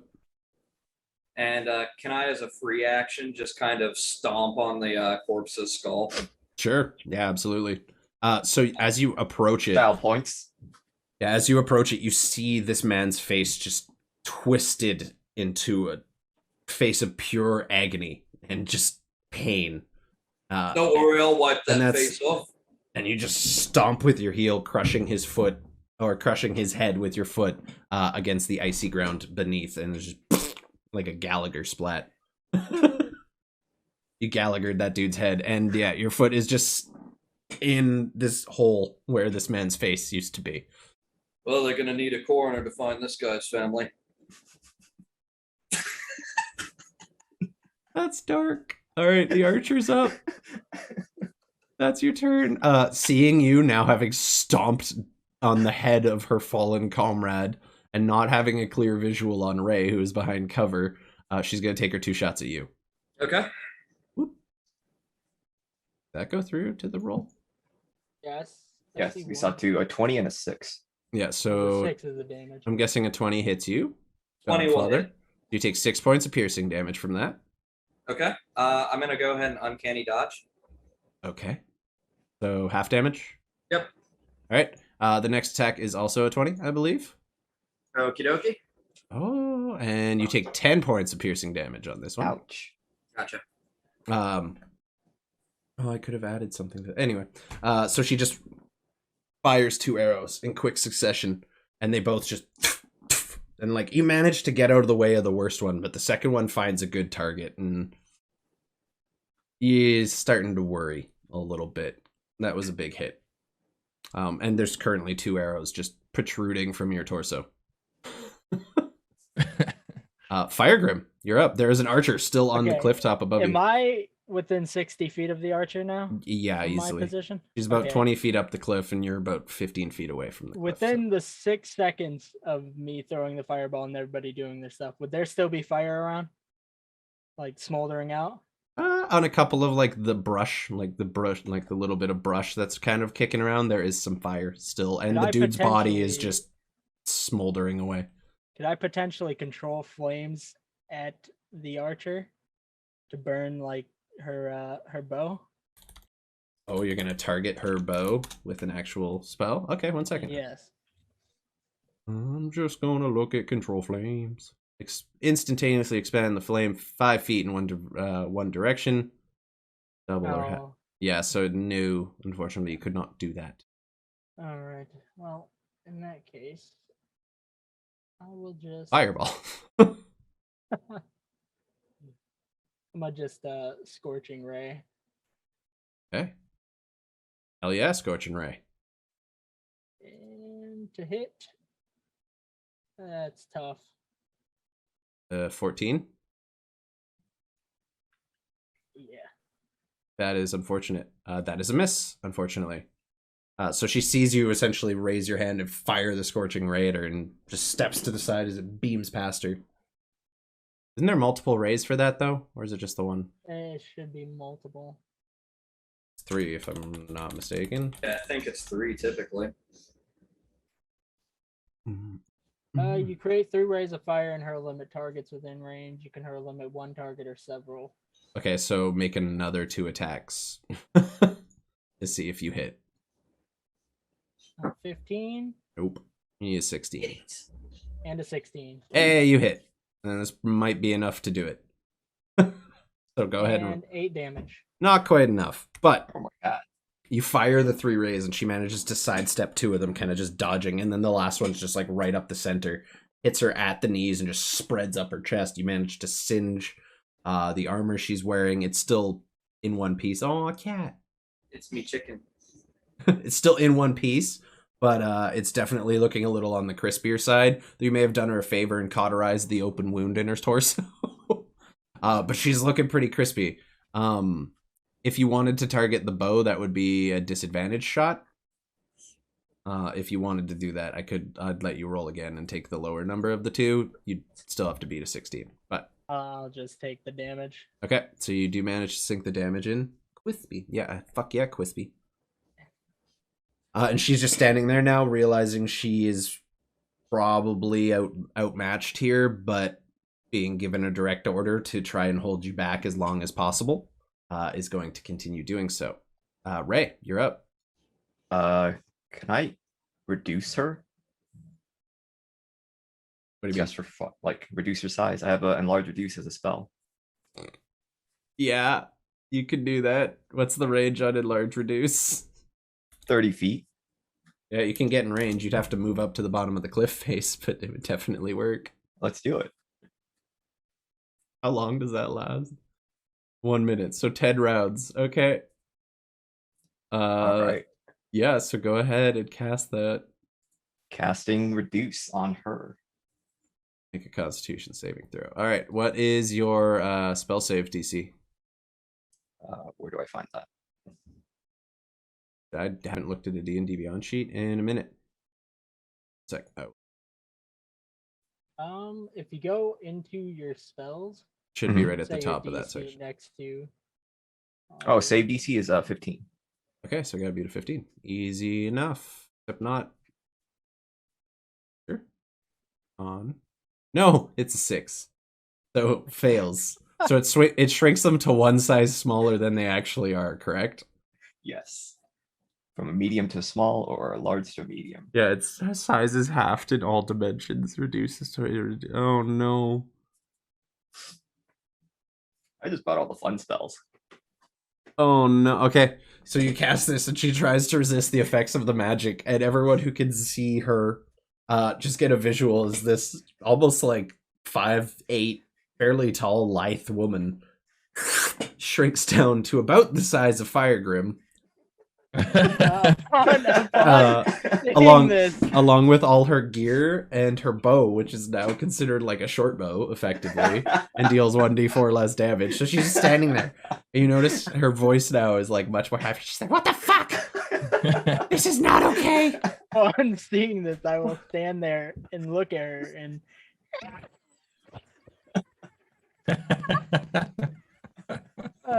and I will free action laugh my ass off. Yeah, go ahead. I will allow it. Okay, so she's tiny now. That is like that took an action for you to do, I believe. Yep. Yep. Do you have a bonus action? I mean, you could continue smoldering the dude on the ground, even though he's already dead, if you really wanted. No, I'm chaotic neutral. I wouldn't revel in that. Maybe, but I'm not getting paid, so no. Fair enough. So that'll be your turn. Girthmog, you're up. You hear the sounds of violence, explosions, a woman's voice getting very shrill somewhere in the middle of her sentence. and you hear just the clattering of armor as someone is running down the stairs of the tower, and the door bursts open in front of you as a man, similarly clad, sword and shield, same one you talked to, comes running out to see what all the commotion is about, and is standing about 10 feet away from you. Okay. I pop out of the snow. Basically, just my knees come up, and I go, ah, and I start running away. Roll me an intimidation check. Gotcha. With advantage, because you're running away. That doesn't make sense. I'm gonna allow it though.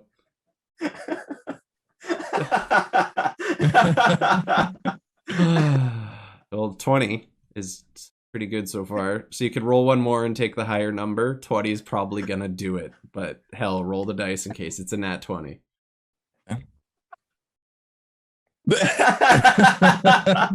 A 21. Look at that. Jesus. I mean, like, Girthmog should have been the charisma character, Right. clearly. They found me. Wisdom. He rolls a wisdom save. It's not good enough. So he sees you, immediately assumes that you are the cause of this commotion. Yeah. You scared the bejesus out of him, and he's gonna stand and kind of just reassess his life choices in this time. And he yells up the stairs. He's like, can't remember what accent I did. I did just normal voice. It's just a stupid giant wandered down from the mountains. Send down some people. We'll need to deal with it. And he's just gonna ready himself for some reinforcements to come down. And you just sprint off and essentially just wrap around the side of the mountain about 20 feet. So he called for reinforcements, but did not sound the alarm. As far as they're concerned, there's just a giant causing some havoc in the area. Bright side is they can't see down because the whole fortress is built inside a mountain and there's no windows. So you're all set. At that point, do you have anything else you'd like to do with your turn? Nope. I love it. Oh my god, I love it. Godfather, you're up. All right, so the tiny woman's still up, right? Yes. She's just much smaller. Perfect. I rolled a nat 20 to hit it. Okay. Okay. Yeah, I mean, it's probably going to do the fucking trick anyway. Go ahead and roll your damage with sneak attack and crit. You didn't sneak last turn, did you? So no sneak attack. As long as it's really up to you, but I don't need to be stealth to use a sneak attack. Oh yeah, as long as you're not moving, you can get advantage on the strike, right? Give yourself a Yeah, sneak and attack. if they're not engaged with me. I mean, she's definitely engaged with all of you, so she's aware of your presence. Fair enough. Well, if we're doing no sneak attack, I got let me use my fingers here. 8 Is that damage, and times 2, it'll be 16. with... That is enough. I mean, yeah. Describe your kill for me. That's the biggest bad guy here. That was the one you had to take out. So go ahead and claim your kill. Well, as I see this tiny woman up there yelling irately from the top of this cliff, What are you doing? Why am I little? I don't like this. I just kind of look up and I take my short bow and I kind of aim it so I can skewer her entire body through it. And that's how I do it. And hopefully she falls down the cliff because she's now a snack. Yeah, no. So as you do that, you fire your arrow, and for a second you're like, am I gonna miss? And it seems like nothing hit her.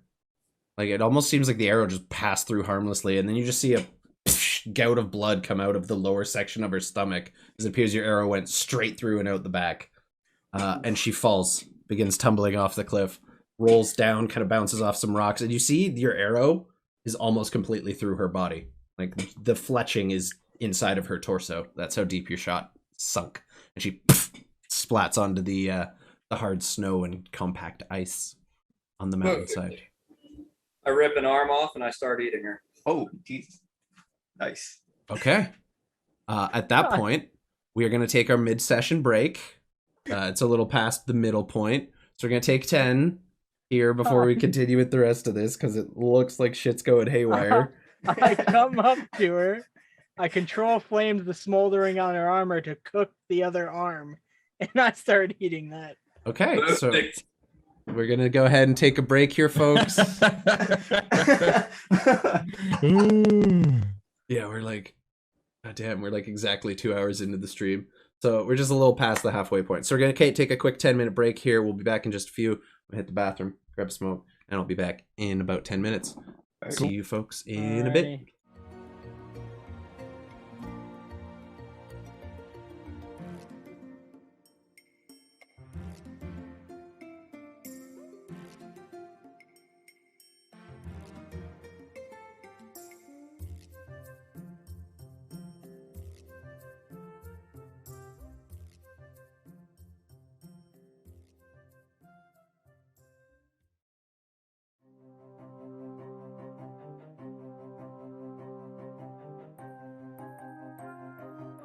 Hello, folks. We have returned from our little break, returning to our misadventures, I guess we'll say.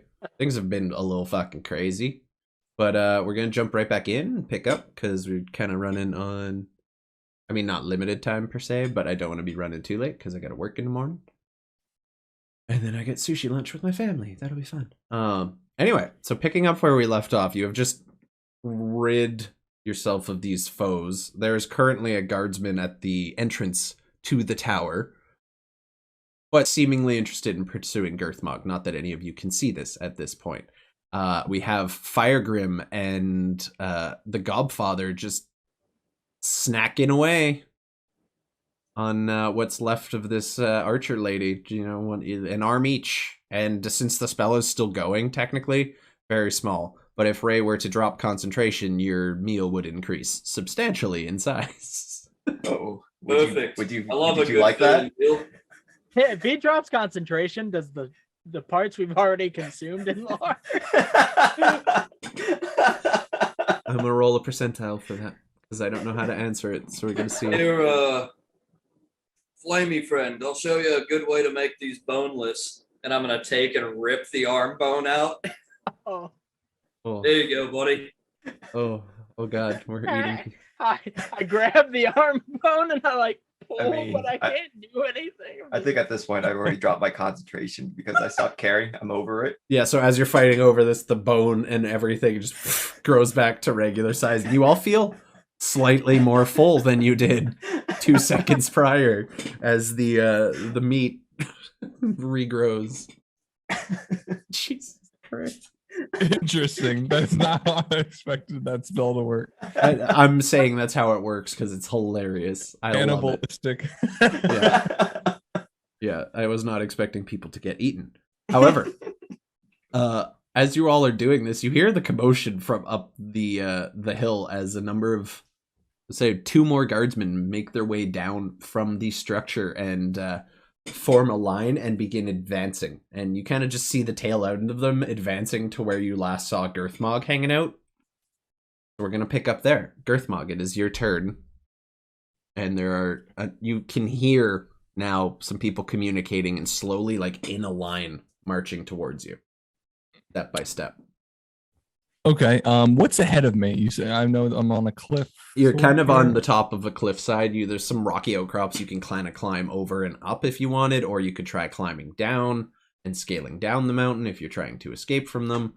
But it's gonna be risky. You're kind of at a dead end at this point. Okay. I would like to. Okay. I will immediately turn around, make a 180, and dart right back at them. I'm crazy. Lara could wild the crazy guys. Okay. Yeah. So you're just gonna lunge at them and try to. What are you trying to intimidate I'm them not away? even attacking them. I'm just running by them. I'm gonna say roll me an athletics check. Okay. Because they have a phalanx formed, and you're essentially gonna bowl through it. Yeah. 25. Yeah, so you just turn and you see them, and you're like, "Rrr," and you start sprinting. You don't You even ever make seen it. that video of the moose running through the snow? Yeah, of course And I the have. snow's just I've lived that. yeah. Again, Canada. What I'm Canada. There are deer outside my apartment right now. Yes, you just sprint at them and they're all like, ah, and they try to shore up behind their shield and you just spend 2 of them crashing, or all 3 of them crashing. I'm gonna roll. So I'm gonna roll a d4. If it's a 4, I'm gonna roll again. Whatever number you roll is going, or whatever number I roll is the number of people who are gonna fall off the cliff. 2. So as you run, you kind of aim for the left side of the phalanx to try to avoid the bulk of it, but you shove them over with your arm and your massive girth, just your pure girthy size, and just bowl through them, and 2 of them just and you just hear the screams fade into silence, and there's just one scared guardsman now just like laying prone in the ground, kind of looking around and trying to pick himself up. As you crash through him, what would you like to do? The party's still eating at this point. That's why they haven't got involved yet. Where is he in relation to me after this? Is he probably like back behind me? You would have been about like 5-10 feet, like 10 feet behind you. Okay. I stop and get ready. You know, I'm getting ready to turn around. I'm coming back. You're gonna bowl him attack. over. No attack yet. You're just gonna try to bowl him over one more time. Yeah. Giants means no joke. Roll me another athletics check. Fuck it. Just running back and forth. Oh, that's the most 17. My goal is to succeed in this campaign without swinging my chef's. Your cleaver of the barbarian chef. I worked hard on that item and you're not even gonna use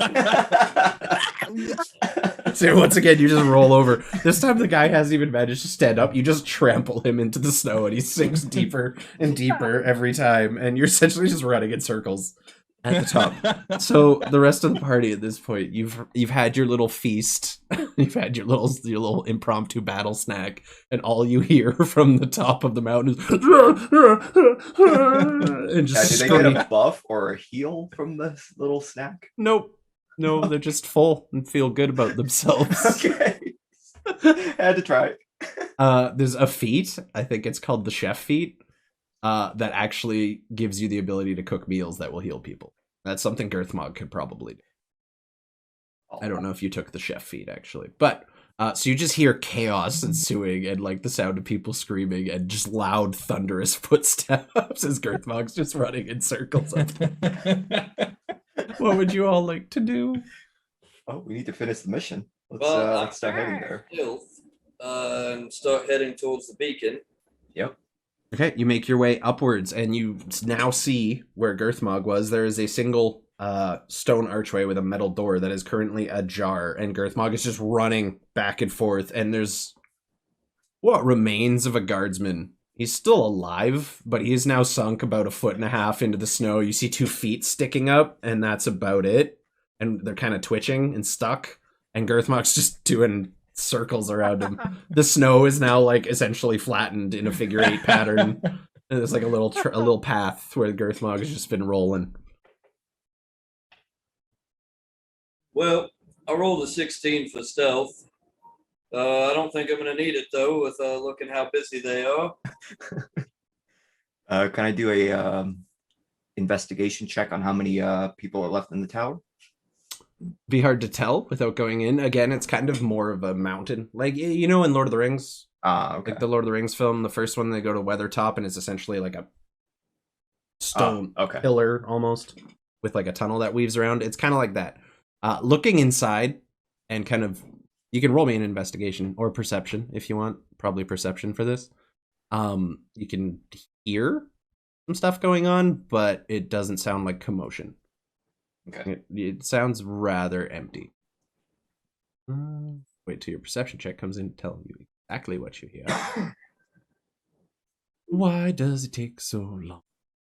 Is there only one guard left that Girthmog's just trampling? Or Yeah, it's just the one. The other two fell down the cliff. You heard them scream and then fade into darkness, and then you just see a pair of feet now essentially sticking out of the snow, kind of twitching. You're not sure if they're alive or it's just like death twitches from Girthmog stepping on them repeatedly over and over again. But there's one guard left. And with the 17 perception check, Ray, you gather it's mostly cleared out. If the captain is still inside, he is probably at the top of the tower, trusting his guards to handle whatever situation has arisen below. I signal for the Godfather and Firegrim to is it Firegrim? Firegrim Yeah, it's to Firegrim. stop. And I guess I'm just going to need the Godfather to come with me because he has a higher stealth. I'll go help the elf. Oh, you know what? That's good. What's the plan then, Ray? It looks like most of the guards have been cleared out. Let's you come with me. Firegrim, why don't you prepare for a little boom boom time for the avalanche to come down? Very well. I pull out the special bomb for the mission. Yeah, which I totally forgot to say they gave you. So they gave you a special bomb for this mission. Perfect. You have a number of black powder, devices on you. This one's just quite large. So I hold the bomb out. Hey, Sorry? brother. Are any of the black powder devices on you visible, or would they be? Just the musket. Yeah, just Sorry. the musket, I'm guessing, because you have the bag of holding, right? Yeah. Okay. Wait, do I was Hold going to on. ask I don't know if what- they were visible for one as a backup, but I mean, you see him like essentially pull out the bomb and say, "I have this bomb." You could ask, but you gather he got travels. any extra explosives just in case you get a little tied up? I have 4 others. So wait, I have a repeating shot and actually a goggles of night. Oh, Not a so you bag can of see in holding. the dark where it makes sense. Yeah. Which So would no be bag of useful. holding. Would have been useful if you guys went with the night approach. Hmm. Instead, you went with the walk straight up, which I loved every fucking second of. So I'm assuming you're handing the bomb to Flamegrim. Firegrim, yeah. Firegrim, yeah. All right, well, I'm gonna first ask, do you know how one of these work? Of course I do, fool. Do All I? right. roll me an intelligence check, please.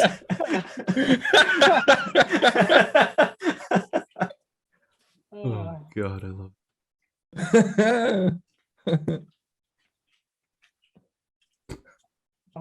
Of course I do. Of course I do. Okay, do I? Look. There it is. Yes. Yes, I do. Of course. Good. Well, time for a little boom boom time. When we give you the signal, use this along with your fire magic to bring the mountain down and probably tell Girthmog to rejoin us when he's ready. Where should I plant this? That's up to you. I mean, wherever you feel is best to bring down the mountain. Okay. Can I do a perception of some kind to try to Sure. spot out from where I am? Absolutely. Perception or survival, your choice. Whatever one's higher. Both the same. And at this point, Girthmog just continues his loop and comes back around now. And at this point, the guard is pretty much just dead in the snow, kind of condensed. Girthmog just runs around the corner and sees you all standing there. What do you do? So we're all together now. Yep, you have rejoined your party. Okay. Yeah. Okay. You know, I obviously I don't know what happened. What happened? I've been. What treat? Have you been eating? There's still some left. Pull out some seasoning. Salt, yeah, some Yeah. salt.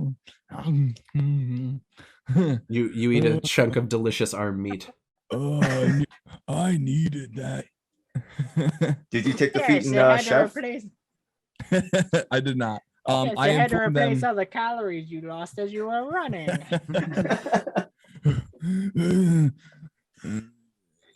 I informed them of what happened with me, and then I assumed they reciprocate.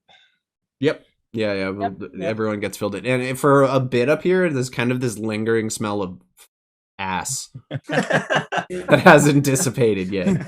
You're not sure if you're not sure if it's the black powder from Ray's weapon, which smelled vaguely fart-like, but like no one fired any shots up here, so that's weird. Yeah. It's on the air though. It's something to be noted of. Oh. Anybody? Yeah. sniffs Uh, sniffs their musket. Like, was that mine? Like, do I need to change the powder? What's going on? Okay, so Fire Grim, you rolled a 7 on your perception. So you don't. Rusty, can you kill Tark? I'm trying, guys. They're so powerful. Fire Grim, you can see kind of like you're at the edge of the mountain range, and there's some taller mountains inland. There is one across from it that does have a large amount of loose snow on it. You're not sure where to place the bomb to most effectively cause an avalanche with that roll. You can see at very least there is a place where you could cause a substantial tumbling of snow and rock. Okay. Could I be trying, like, since I'm trying to be a crime boss and be like a pretty wise bugbear, would I be able to help him scout a location, like just perception wise? Sure, you can either roll one yourself, or JT or Firegrim can roll at advantage. Your choice. Sure, I'll whisper some words in his ears, just kind of telling you where to look, and then I'll give you the advantage so you can roll. Roll one more time and Okay. take the higher of those two numbers. Beating a 7. Trying to beat a 7. That is performance. That is not what I meant to play. You rolled a 19, so whatever your I perception. rolled 2 Oh, what the fuck? 19 and 19. Okay. So at that point, you do see a very specific point. So kind of on the mountain that's adjacent to this kind of spire, we'll call it, there is a large icy rocky overhang that if you put the bomb underneath and exploded it, they would cause that whole side of the mountain to just... Don't know how effective that would be at destroying the beacon, which is still quite high up, but that's the best chance to do it. And you do have other bombs. To the location, and I'm like, yeah, that should work. Yes, if we plant it there, it'll cave it all in on it. And I start maneuvering my way in that direction. Okay. Girthmog, are you going to be helping Firegrim, or would you like to stick with the other two members of the party? Yeah. Let's do the 2 and 2. Split Firegrim party. Okay. I mean, that's good. You can help him climb. Come get with to that me, location. big man. Oh, just I need to hold climb. on to me. All right. Can I piggyback on the Yeah. Yeah, absolutely. You can Honestly, easily... athletics is a strength of mine. I'm not even gonna have you roll unless you... Well, Yeah, you're like the size of a bedroll for him. yeah, essentially, like that's not a hard. It's like essentially like piggybacking a 3-year-old on your shoulders. Yeah. It's not really difficult. If you're trying to climb stuff, we will have you roll when it gets to that. But in the meantime, you can carry Firegrim quite easily. So while you two are preparing and figuring out where you're gonna place this bomb and most ideally bring down the mountain, we are going to go to our more sneaky individuals, Ray and the Godfather. You two would like to enter the structure, if I'm understanding correctly. Yes. Okay. So, the two of you, I'll get you both, if you want to, you can both roll a stealth check. Do I just roll a stealth +4 or a stealth check? Just hit the stealth and roll that. It'll be +4. Okay. I got a 17. Okay. And I'd like to lean down to Ray. Boy, I'm good at surprising folks. You should let me take the lead. And I'm mentioning specifically my surprise attack feat. Perfect. Okay. Nice. I'll follow behind, and can I investigate once I'm in the building the weak spots for my 4 other bombs to Okay. structure? Yeah, perfect. So, I have a little hand-drawn map here. This is good. Get to use map. So you enter, and there is a thin staircase that kind of curves. It's not quite a spiral. It's more of like a half turn, and it kind of curves up and just goes around. As you approach that, you do enter a room. It appears to be, if I'm reading this right, room 1. Yeah, this appears to be the barracks, or a small barracks where they're saying. You notice there is only 6 beds in here. For the 6 total guards that would be here, 3 to watch the pass, and the other 3 to, be on guard inside, and they kind of sleep in shifts and organize around it as best you can tell. 2 of the beds are not made, looking like 2 people just rolled out of them freshly and in a hurry and did not make them. You gather that would probably be the guardsman that your giant friend was dealing with. So based on your checks earlier for perception and everything and your level of intelligence, which is extremely high, you count 6 beds and there's 5 bodies outside. Or 4 bodies, and you heard 2 fall off a cliff. So you can probably gather most of the guards from within are dead, excluding the captain, who is seemingly unaware of all the chaos happening below. The beds are identical. Most of them are empty, save for 2, which have been cleared out by the people. There's a small fire pit and cooking area in the northeast corner of the room, and a small dining area in the northwest corner. And you see a plate of food, like half finished. Again, looks like someone was called out in a hurry after that. While that is happening, Girthmog and Firegrim, you begin making your way up the side of this mountain and kind of, not quite a path, it's more of a ridge you can kind of walk along until you reach a more steep cliff face that the 2 of you are going to have to climb to get up. So you can either both roll separately, or I guess since you're riding Girthmog, it would be an athletics check from Girthmog with just straight up no disadvantage, because again, like, the goblin weighs maybe 30 pounds, 40 pounds soaking wet. That's nothing for you. So go ahead and roll that athletics check. Hey! Oh, plus 8, so 20, dirty 20. You manage without problem. You're Goliath. You're used to mountains. You are used to climbing. This is something you're very familiar with, even before you reached your massive stature. So it's a little like new climbing at this weight. You haven't had to do it in a little while, but you successfully managed to do so while Firemog is just holding on to the sides of your head with his little Firemog. I'm sorry. That's our celebrity. Firemog. Our celebrity marriage name. We're Sorry. together. I'm sorry. I ship They'll it. make a cute couple. I so ship it. Firegrim's the top. Because if he was bottom, fucking he would die. So you managed to make your way up without any issue at this point. You essentially just take your hands and like jam them into whatever spots in the fucking cliff face you could find. And if there isn't one, you just punch it and break away, handhold. Yeah, that was a bad one. Sorry, folks. We got a lot of reaction from that in chat. Holy shit. Firemog is a thing. I'm keeping that. I'm shipping it. Wraith, can you do some art for me, please? Yeah, Wraith. Wraith, we need some art for these characters. Oh, that is definitely in the chat. Oh my god. Okay. We done. So you make your way up without any issue and find yourself on top of this kind of small little plateau where this massive ice overhang is, where you're planning to set the explosives. And that whole climb would have taken about 15-20 minutes. So we're going to jump back into the fortress to our people there. So the 2 of you managed to sneak through that first room. And there's another staircase ahead of you. This one goes straight up, and what appears to be another room. I don't have your passive perceptions in front of me, so if you guys want, you can roll me a perception checks for this particular hallway. Okay. I still need to investigate the weak spots of the building for the bombs, right? Yeah. I'll say you can roll for that too. Okay. I'll do investigation first. Yep. And Godfather, what'd you roll? Oh, while he was doing that, I was just going to be starting to move up the stairs and kind of scout it out while he's scouting down there. Okay. So Specifically, I'm going to have my weapon like sheathed. Yep. Are you checking for traps or anything? I'm tapping around on the floor. Okay. So Ray, with that perception in that room, you do see essentially where the northern wall is on this in this room.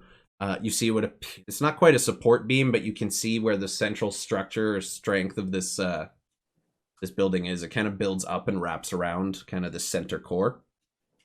So an explosive placed there along with some others on the way up would probably do the trick. The matter of triggering them all at the same time is a bit of an issue. But, I mean, you're an artificer. Probably got some fuses and stuff on you. that is up to you. There is definitely a weak spot here you could put a bomb in. Or at least on your way out, toss one. And hope that does the trick. Worst case scenario, we could split up some rope, turn it to twine. True. What I'm thinking is, while you go on up ahead, I will start planting the bombs along this core pillar or support.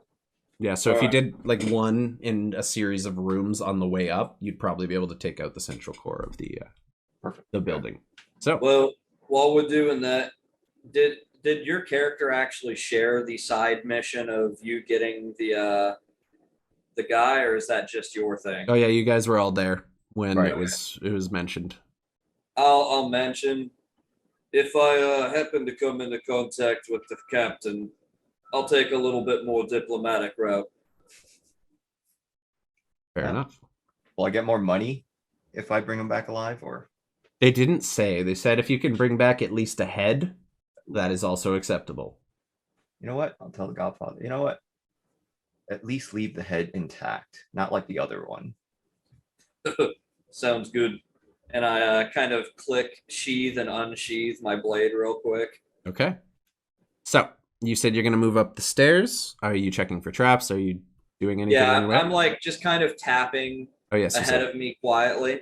So go ahead and roll me, since you're actively tapping, I'll say an investigation check. Oof. Let's see what my skill was. Investigate. Nah, it's a 3, my friend. Oh god. Okay. So as you're kind of making your way up the stairs, like if this place is that lightly guarded, there must be some traps. You don't seem to find any, just tapping around with your stick, and you begin making your way up the stairs, and as you do, you step on one of the steps, and it Oh, and all of the stairs at once fold down, making a ramp. I need you I'll to make make an Ah, audible classic. wee. Huh? Yeah, I need you to make a dex save of 12. Classic. Yeah, I don't. I rolled a 3 plus bonuses. Okay, so you immediately slide and start tumbling down to the bottom, just on the way down, kind of bouncing off the walls, and come back to the bottom of the stairs, sliding into the room where Ray is still planting the explosives. I just look it up. Oh, hey there. With a shock look on her face. From that tumble, which is quite steep, you're going to take a d6 of bludgeoning damage, which is only a 3. So you take 3 points of bludgeoning damage as you just tumble to the bottom of the ground. And Yeah, hey there, Ray. The stairs are slick, brother. Oh, good to know. they do not go back to their original form. It's just a ramp, very steep, like probably Oh, shit. 50 degree, 60 We gotta degree find ramp. a lever or something, mate. Okay. All right. So do I finish planting the bombs at this point? Yeah, so you managed, I'd say you plant one bomb at this point, because you're going to want to do it on the way up too. You can't just take it out down okay. here. You got one bomb down here. You're going to need to figure out a way to run a fuse. You have enough rope, you can make twine. I'll deal with that. Okay. However, you have one bomb planted as you begin making your way up the stairs. And you see now this just 60 degree incline of solid stone that appears to have some kind of oil slick on it. And with all your checks and everything, you do see a lever at the top of the stairs. At the top of the stairs. Yeah, Oh, we you gotta gather climb. if this trap was set, they wouldn't want someone to be able to turn it off from the bottom. Could you make a grappling hook with all your makey stuff you got there? I have a python or pitten. Yeah, pythons. Okay, Pittons, python, doesn't matter. and we have rope. You can make like effectively like a rope ladder up it if you hammered the pythons in. You essentially just need to hit them hard enough to get through stone, which is, yeah, you could use the grout, I guess. But it is doable. Alright. He has the bow. Maybe you can shoot the grappling hook up. Yeah, Maybe it's not so. not so much a grappling hook. More, I mean, you could try to just shoot an arrow into the wall, but it is pretty hard stone. It's not even cobblestone. It's just solid wall of stone. You have to figure out a way to climb this. Can we maybe burn this oil off? But I also have a red panda type of steel defender familiar. Right? Can they climb it up? Oh yeah, I completely forgot about your steel defender. That did I not didn't come even up. know you had that. That did not even come up once until now. So yeah, you all are just notice there is this essentially red panda shaped metal I pull the creature. little What was creature that? out of the back, out Out of of my the- bag, and it unfolds itself into a little mechanical. Interesting. There you go. It's unfoldable. That's perfect. It would roll me a athletics check for it. I'm gonna say and just see if it can haul ass up this thing. And I'll just say roll your own athletics check for you, Ray, and I'll just count that as is. And that's what you did, so that's perfect. I completely forgot that thing existed. I'm not gonna lie to you.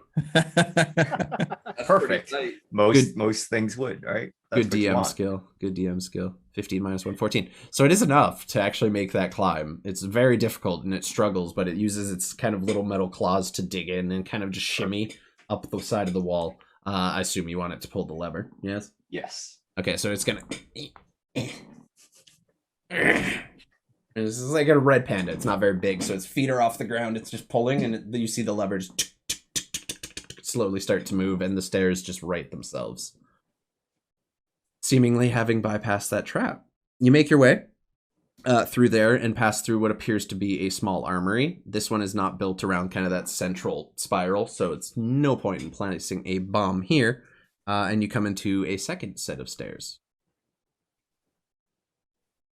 What would you like to do? I feel like there's more traps. Should I Oh, investigate or I do wonder. a perception? It depends. If you want to just try to look and see if you see signs of a trap, it would be perception. If you actively want to like try to find like traps or like switches or pressure plates, that would be an investigation. Okay, I'll roll the investigation for that then. Sounds good. It seems like you're a little more perceptive. Not if I roll a 1, goddamn. No. The suspense. Yeah. So Ah! hey, stairway looks fine. Looks, Okay. looks perfectly safe. What? Nice. Wow. As far as you can tell, this is a perfectly that's- safe normal staircase. Damn, dude, food just arrived. For... You make your way up the stair, and it turns out to be just a normal staircase, completely untrapped. Oh, okay. And this one kind of winds up Suspense. and back around, kind of again doing like the switchback pattern almost. And you find what appears to be a training room, kind of just a couple basic dummies set up and some like kind of weights. This is where like the guards can kind of just keep their training up since things get really slow up here. You would plant another bomb here if you so chose. However, while you're doing that, I'm going to quickly pop back to Girthmog and Firegrim, who have just crested over onto this small outcropping that's kind of sheltered by a large outcropping of ice. However, it would appear you're not alone. As you begin to situate yourself and prepare your bomb to set off this avalanche, you notice a small cavern. Oh, you went to my lore. Thanks. I appreciate that. Thanks, Brooks.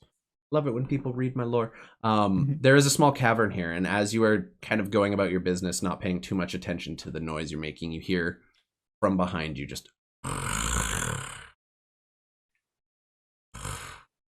hear the loud, heavy breathing of some kind of fairly large creature. This is from behind. This is on, like, you came up to a plateau that's about 20 by 20, like 20 square feet or whatever. And there's a kind of a small outcropping, like a small cavern in there that you didn't quite notice when you came up. Ah, okay. And it is currently coming from in there. It's completely shrouded in darkness. I just yell. "Ah! Yeah, you all hear the roll me an intimidation check, please. Okay. What are you doing? You rolled a 14. So roll a wisdom save for this creature. It does not save. Okay, it does not beat your roll. So as soon as you just let loose this bestial animal-like roar, you just hear from inside, and something just begins receding. You hear the sound of heavy breathing get lower, lower. It was vaguely feline. And there's more to climb, right? This is just kind of like a. Yeah, there's one more climb to be done, and it's Okay. harder than the last one. Okay, so Okay, then I we made press the on. save, so I'm not terrified of Girthmog, apparently. You did make the save. You did make the save. Oh, hey, look at that. There you go. Look at that. Jeez. Natural 20. Look at you. So there is one more cliff to climb to get to the outcropping you need to place your bomb to start this avalanche. It is a harder climb, and if you're going to be doing it with Fire Grim on your back, it will be at disadvantage at this point Probably because of shouldn't how have, steep but it is. wouldn't the loud beast roar might trigger an avalanche? That's a good question, actually. Thank you for reminding me. D100. Very good, my friend. Very good. At least you're good for this. Thanks, small thing. So, as that roar echoes through the mountains, you hear, and you hear the sound of rushing, tumbling rock and snow begin to fall from the top of the mountain. We climb into the cave. I go into the cave. You run into the cave. Yeah. You grab I'm Fire still Grim. on his back. Yeah, you are still. So you all hear just tumbling of snow, and you rush into the cave as you look over. Just a massive downpour of snow and rock and ice comes tumbling over the cliff face, and you manage to get inside the cavern just as the snow begins falling, and you watch as the cavern slowly closes behind you and just fills with snow. Fire Grim There's still and that cat thing in there. Fire Mog. Fire monk. Girth Grim. The two of you find yourselves now trapped in a cavern, and as you kind of reach the bottom of this incline, you hear it again. This loud, bestial growl. I need to pull up a creature 1 second. Oh my god. That's amazing. I'm so happy right now. So this would be a... Why is it not working? Well, later, boys. It was nice knowing you. Yeah.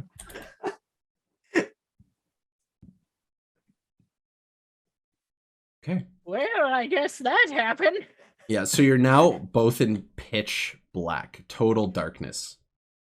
Girthmog, I believe you have dark vision as a Goliath. I think and the goblin and does too. torch. Oh, Yeah, I have well, 60 don't feet do that. of dark vision. Yeah, so you can both see in the dark down here. It's mostly shades of gray. It's kind of like an old CCTV camera. This is how dark vision works. It's just different shades of black and gray. You can see, you are aware, and you're not at disadvantage, but it is dark. It is pitch black down here. And you can just barely make out two faint feline shapes kind of prowling towards you defensively and just growling. And you see just two large saber-like teeth sticking out of the front of these two animals, or out of their mouths. It's the shine. I have a torch. Do we have a way to light them? You have a fire mage. Yeah. you have Fire Grim. I should put it in his face. I fire both the end of the torch. Mm. So, as the torch bursts to light, you see before you the hulking, massive form, or I guess large forms, of two saber-toothed tiger, one slightly smaller than the other. Oh, Okay. And they're yeah. just standing there growling at you. As you have now entered their home. They were content to run away from you while you were outside, but you have now entered their den. I would like to roll my torch towards them. Like, ugh. Okay. You roll your torch towards them. Okay. They kind of look at it, recoil from the flame for a moment, and then once again just stand defensively. They're not outright attacking you. And it appears they're guarding something. how steep is the incline behind us? It's like maybe 20, 25 degree angle. It's steep and slippery, but not like you couldn't get out of it. Okay, so And they're not advancing on you yet. They're kind of like swatting the ground in front of you. Fire Grim will look to the giant Goliath here and say, maybe we head towards the top again and let the kiddies have their toys. And they just keep smacking the ground, trying to scare you away. Pretty much, that's what you're looking at right there. I could possibly burn through the snow to get us out of here. Okay. You work on that. I'll continue to be Girthmog. All right. And I'm being Oh. big. You're making yourself Oh. big. Don't die. Bigger. And I will try to move back up the incline towards where all Yeah, the snow is. you have no problem walking up. They're You got they're sharp swatting the toes. ground, but I'm swatting the ground. Gaga booga booga. Roll me an intimidation check. And if they beat, they're going to make a wisdom save against it. If they beat you, they will attack. Oh, 16. 12. 21. So one rolled a nat 20. So one kind of recoils. And again, it appears that it's putting its body in between you and something behind it. You're not sure what it is, but it appears to be guarding something quite ferociously. And it's still trying to do its defensive motions and get you to back off. However, as you bend down and you start stomping the ground and trying to make a big show of yourself, the larger of the two is going to pounce at you immediately and just rush you. So Oh shit. I need Fire Grim. I need Fire Grim and Girthmog to roll me initiative, please. Bye, friends. Yeah.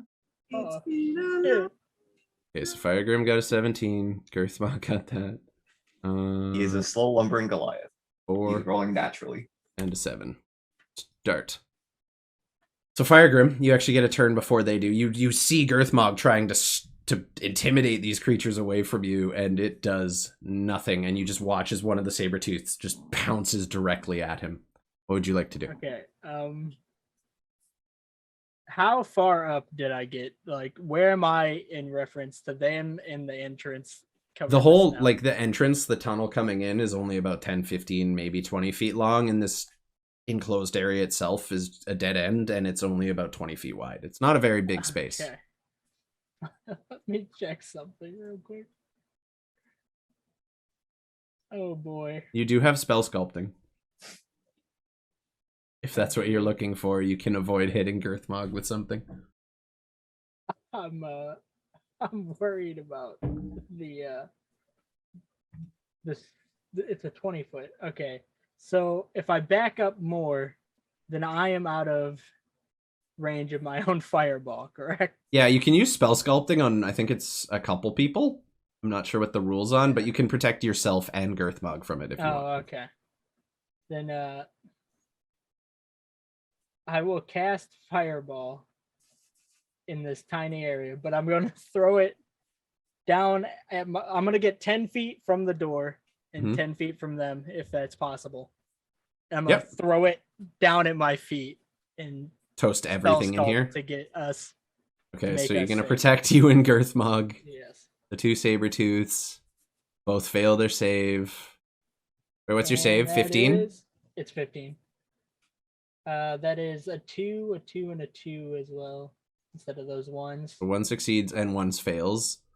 And 1, It's 2, a total of 3. So all 18 three of damage. Okay. Well, the 3 young they were protecting are immediately torched Oh. jeez. and burnt to a crisp. And what was the total damage one more time? Definitely evil. 18. 18.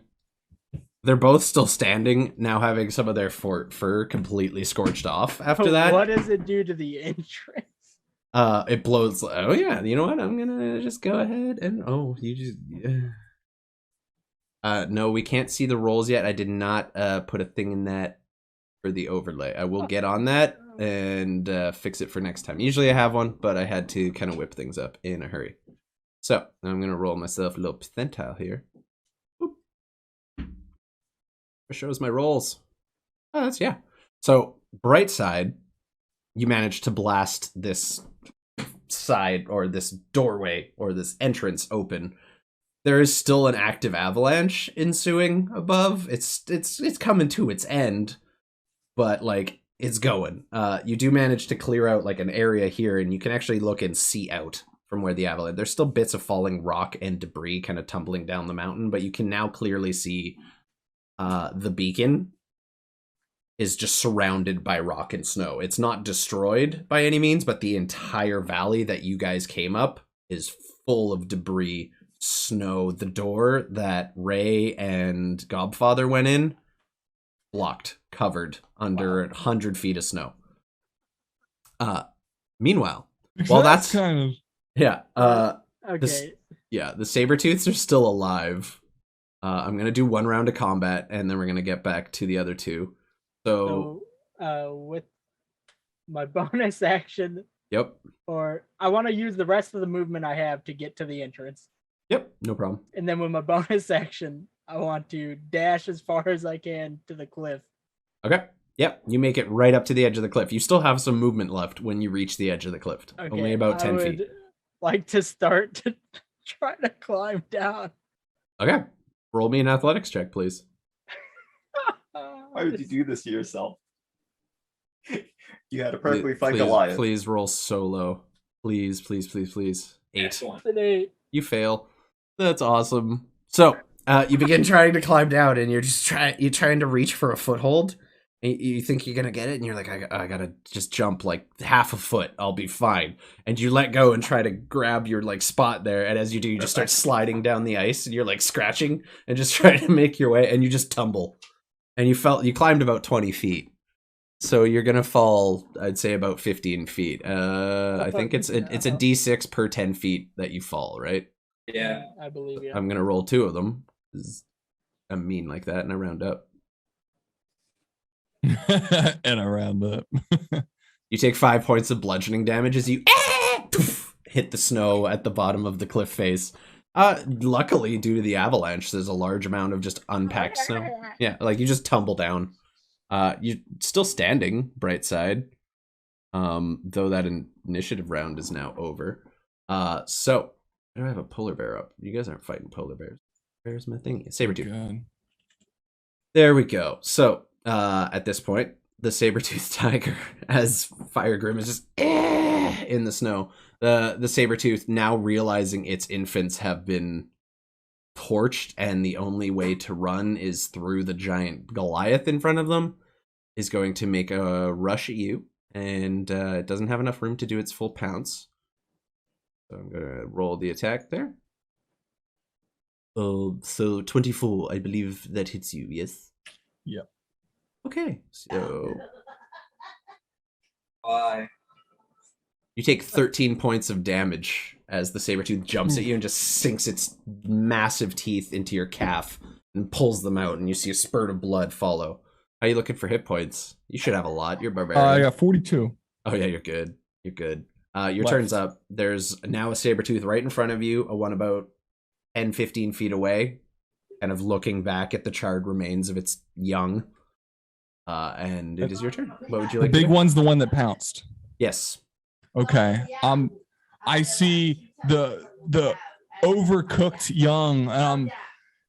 The fact they're not cooked al dente, and it throws me into a fit of rage. My bonus action, I use rage.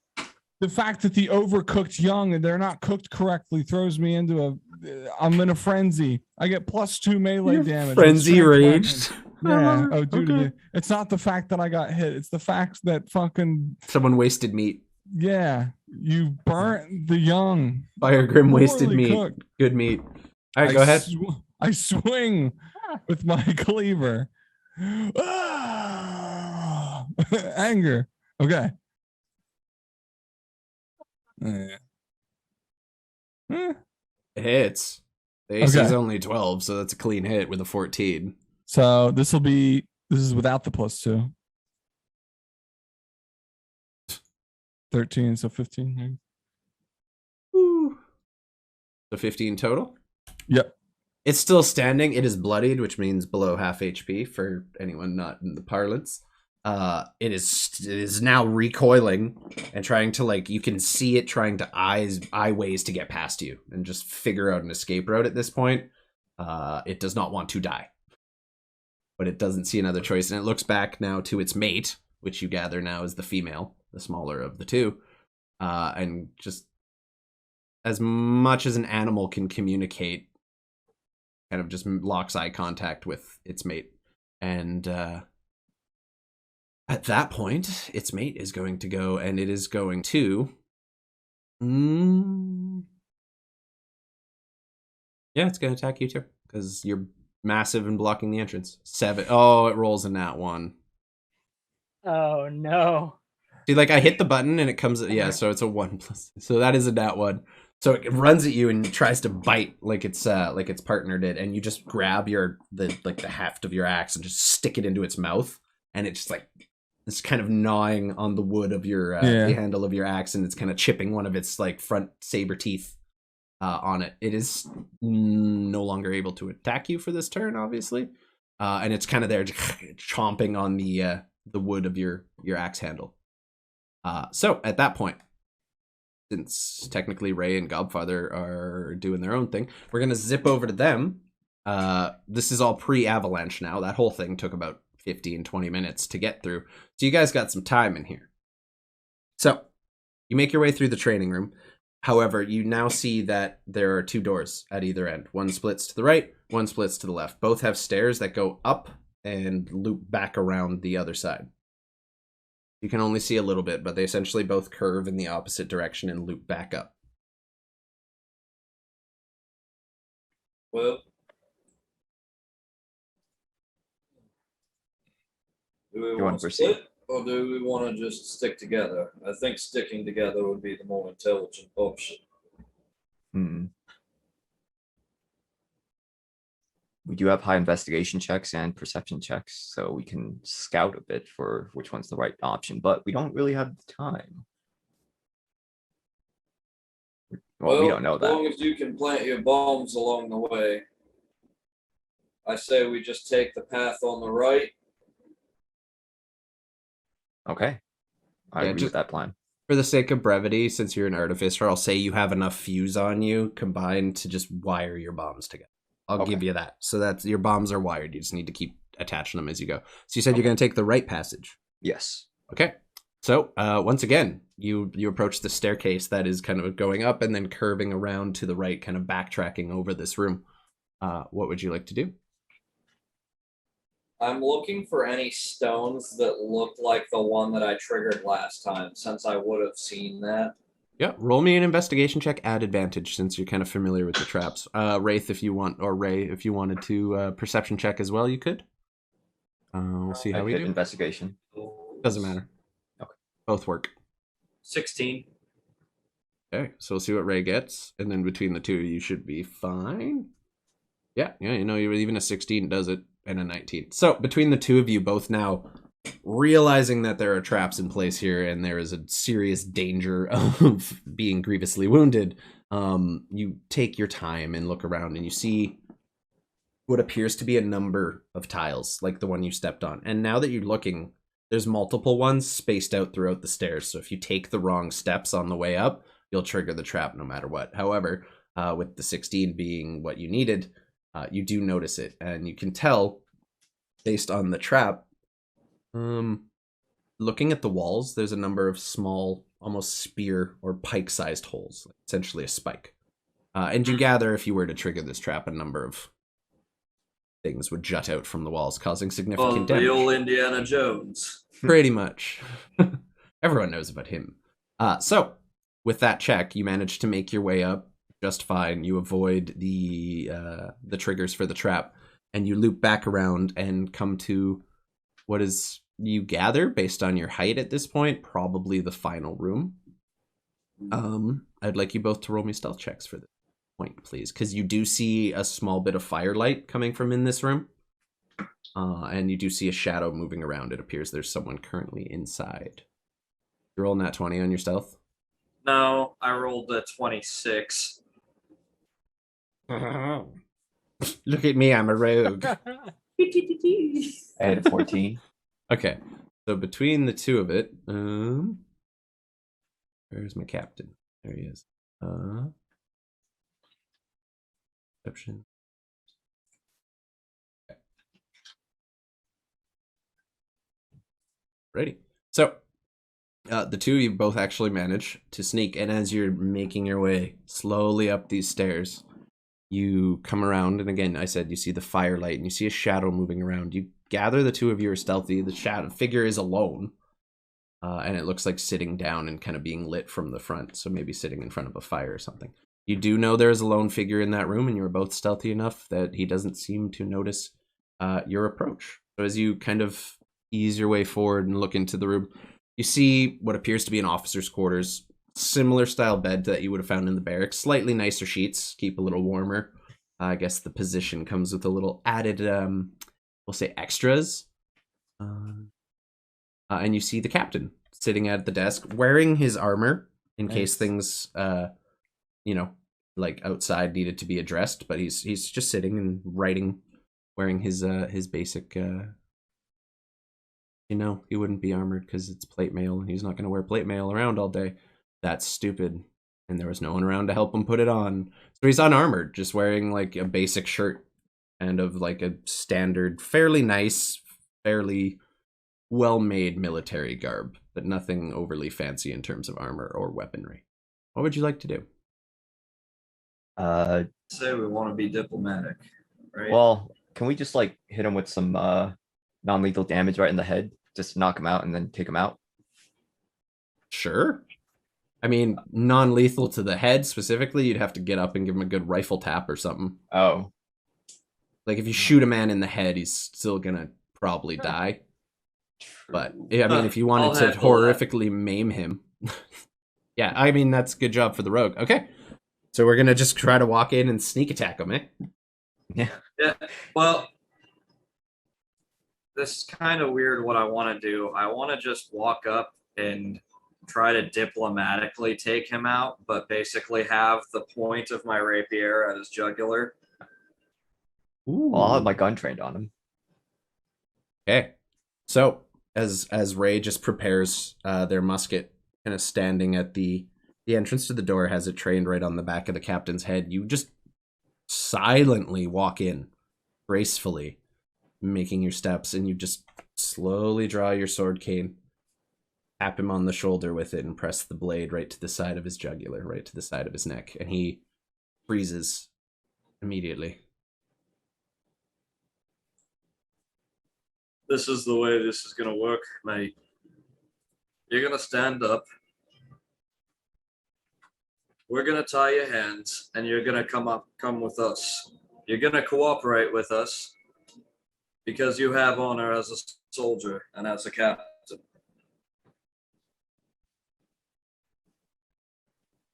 He just kind of looks over his shoulder. Doesn't move too much because he doesn't want to cut himself, but he takes size of you. Sees your massive bugbear form. My honor as a soldier would dictate that I resist to my last.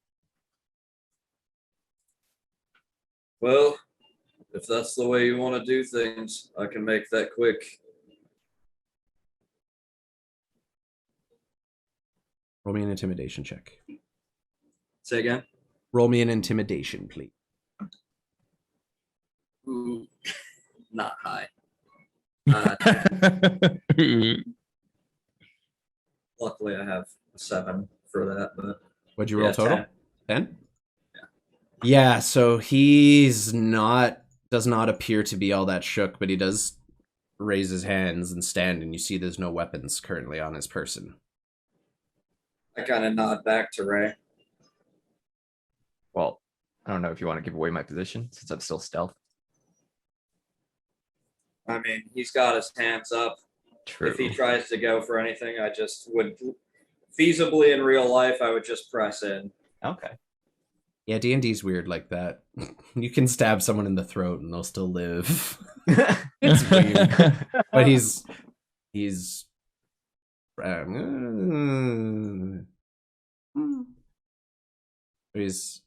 slowly just turns.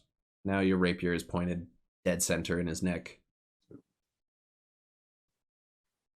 Is it you?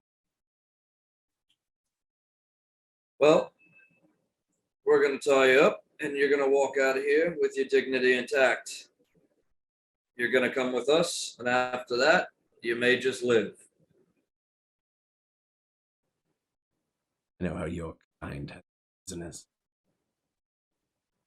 I wouldn't say I'm being too bad with my prisoners right now. You're assuming I'm a prisoner.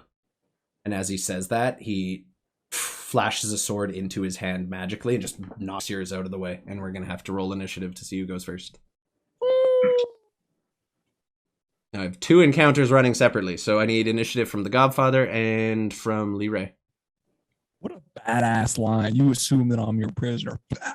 Right? What a cool fuck. I'm rooting for this guy. Sorry, guys. I was going to just press in on his neck as he started saying that. I will- There's nothing I could do. I will give you that. You can try to attack him as not a surprise round per se, but since you had him at sword point, I will let you take an initial strike and see if it hits. If you can parry it out of the way in time. Okay.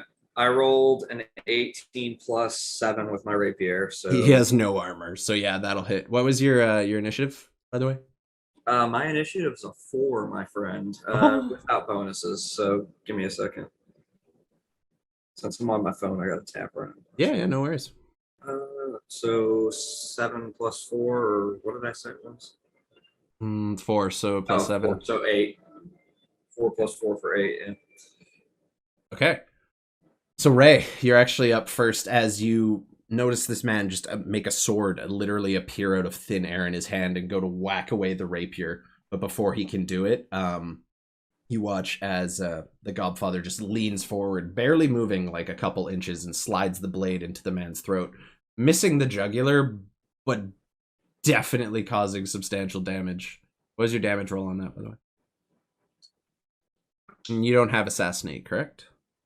No, I do not. Okay. My damage roll was low. I'm Okay. getting to the page.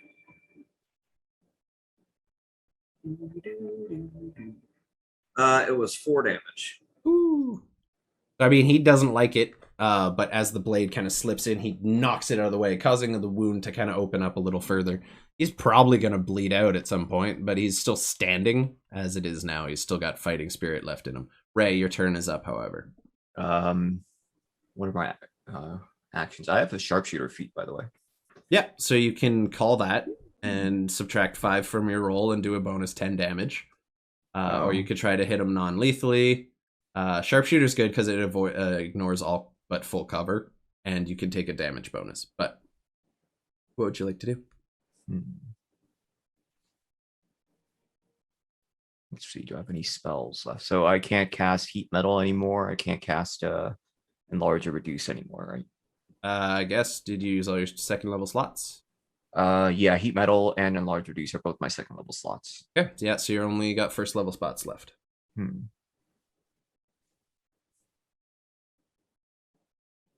You can always shoot him non-lethally too, just aim for the legs. Okay. How about the arm? Yep. Without carrying the sword.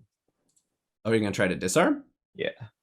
Okay, I'll allow that. So since you're calling the shot, it will be at disadvantage, so you roll twice, take the lower number. That's how hit, called. Hit TC. Yep. So when you roll that, just roll twice, take the lower number, and if you get the hit, he will drop his weapon. I'm excited for my turn. Yeah, I mean, like, ultimately, this guy probably... Oh, Jesus. Rolled a 21. He doesn't have armor, which is plate, so I think plate's, what, a +5? Whatever it is without armor, he's at, like, 15 to 14 AC. So the without armor, it's typically 11. Yep. Plus his dex, so it'll be 13. Yeah. Yeah, so both of your shots hit, Ray. Go ahead and roll damage for both of those. Holy shit. Holy heck. Yeah. Stop, he's already dead. Ooh.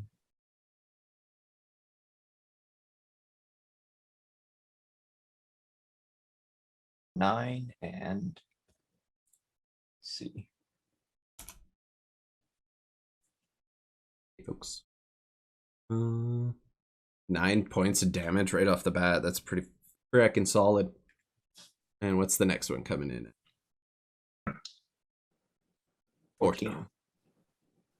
Okay, so you take one shot at the hand, hitting, and his sword just clatters to the ground. And then it rests there. It doesn't disappear again because he still has it in his possession, but it is now on the ground. He's currently disarmed. And then your next shot, you just aim it straight for the top of his right leg and just put a round right through it, and he kind of stumbles, still barely standing. He's not going to be able to attack as effectively, if at all. But I do believe that's your turn, unless you had something else you wanted to do. You still have movement and a bonus action. Oh, what can my bonus action be? I don't know. You might have 1, 2. I don't know all your shit. Oh, I have a action in combat 2, weapon fighting, or shield of faith, or branding smite. Yeah, I mean, you could technically branding smite, but your shot's already done, so that would have been something to declare beforehand. Okay. And I can't do shield of faith either. No. Okay. Well, you can do that as a bonus action. Yeah, Oh, it's a bonus okay. action, so you can cast that on somebody. I think that just gives you bonus 2 AC, right? It does, and just remember it's concentration. Yeah. Okay. I'll cast it on the Godfather.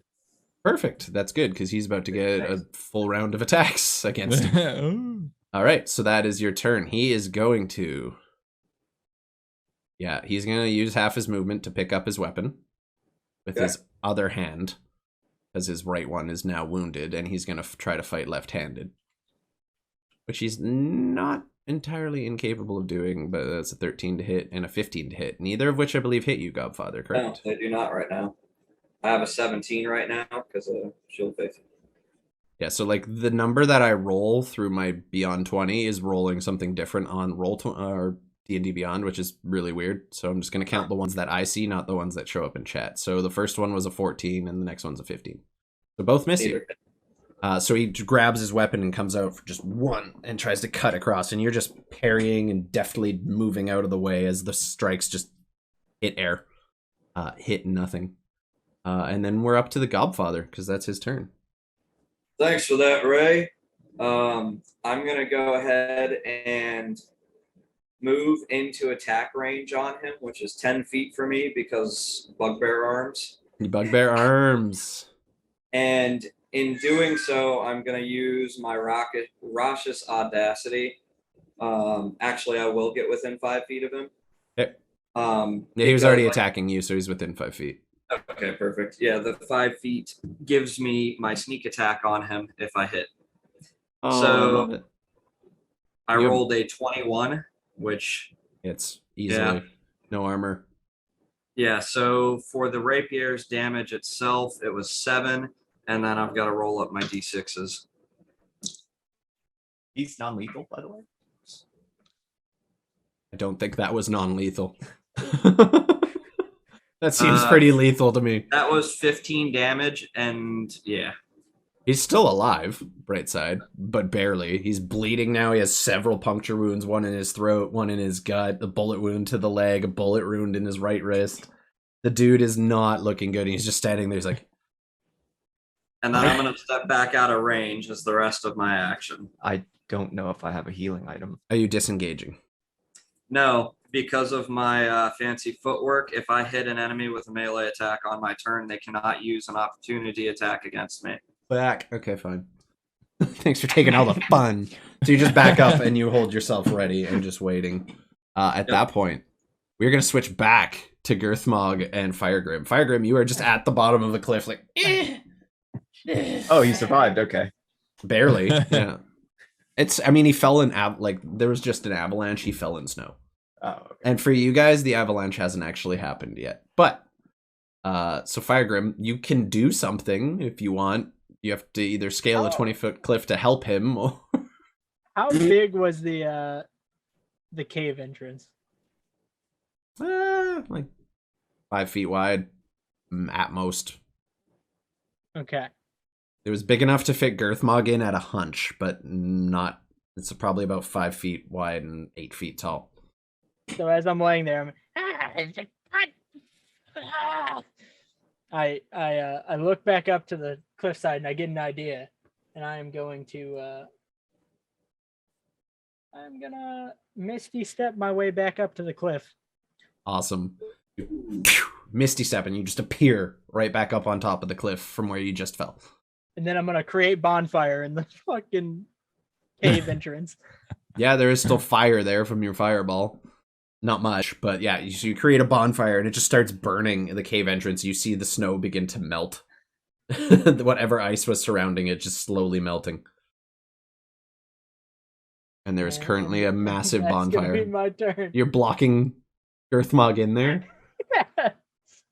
I'm not a nice fucking goblin, dude. Wow. I'm a little rat. Wow. What? I love This is the backstab. Okay. Okay, so the Mhm. saber-toothed tiger now is actually going to try and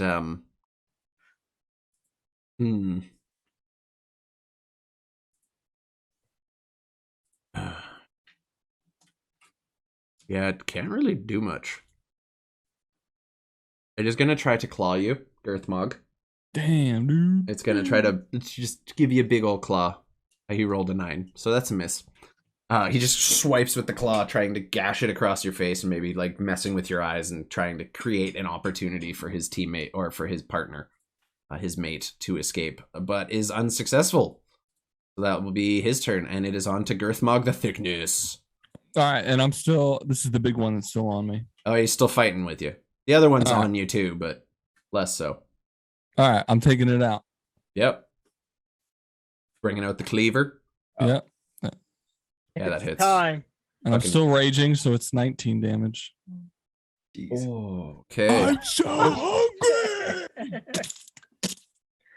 How would you like, how do you want to do this? Describe your kill. You killed the biggest of the creatures here right now. So how would you like to kill There it? is no precision. It is just hack and slash. I don't know what I'm hitting. As long as I'm hitting my target, I'm butchering it. You essentially bloody. close your eyes and start swinging, and Yeah. like you just Firemog. All you hear, or Fire Grim. Why do I keep doing that? Firemog. Sorry, all you hear from inside is "Ugh!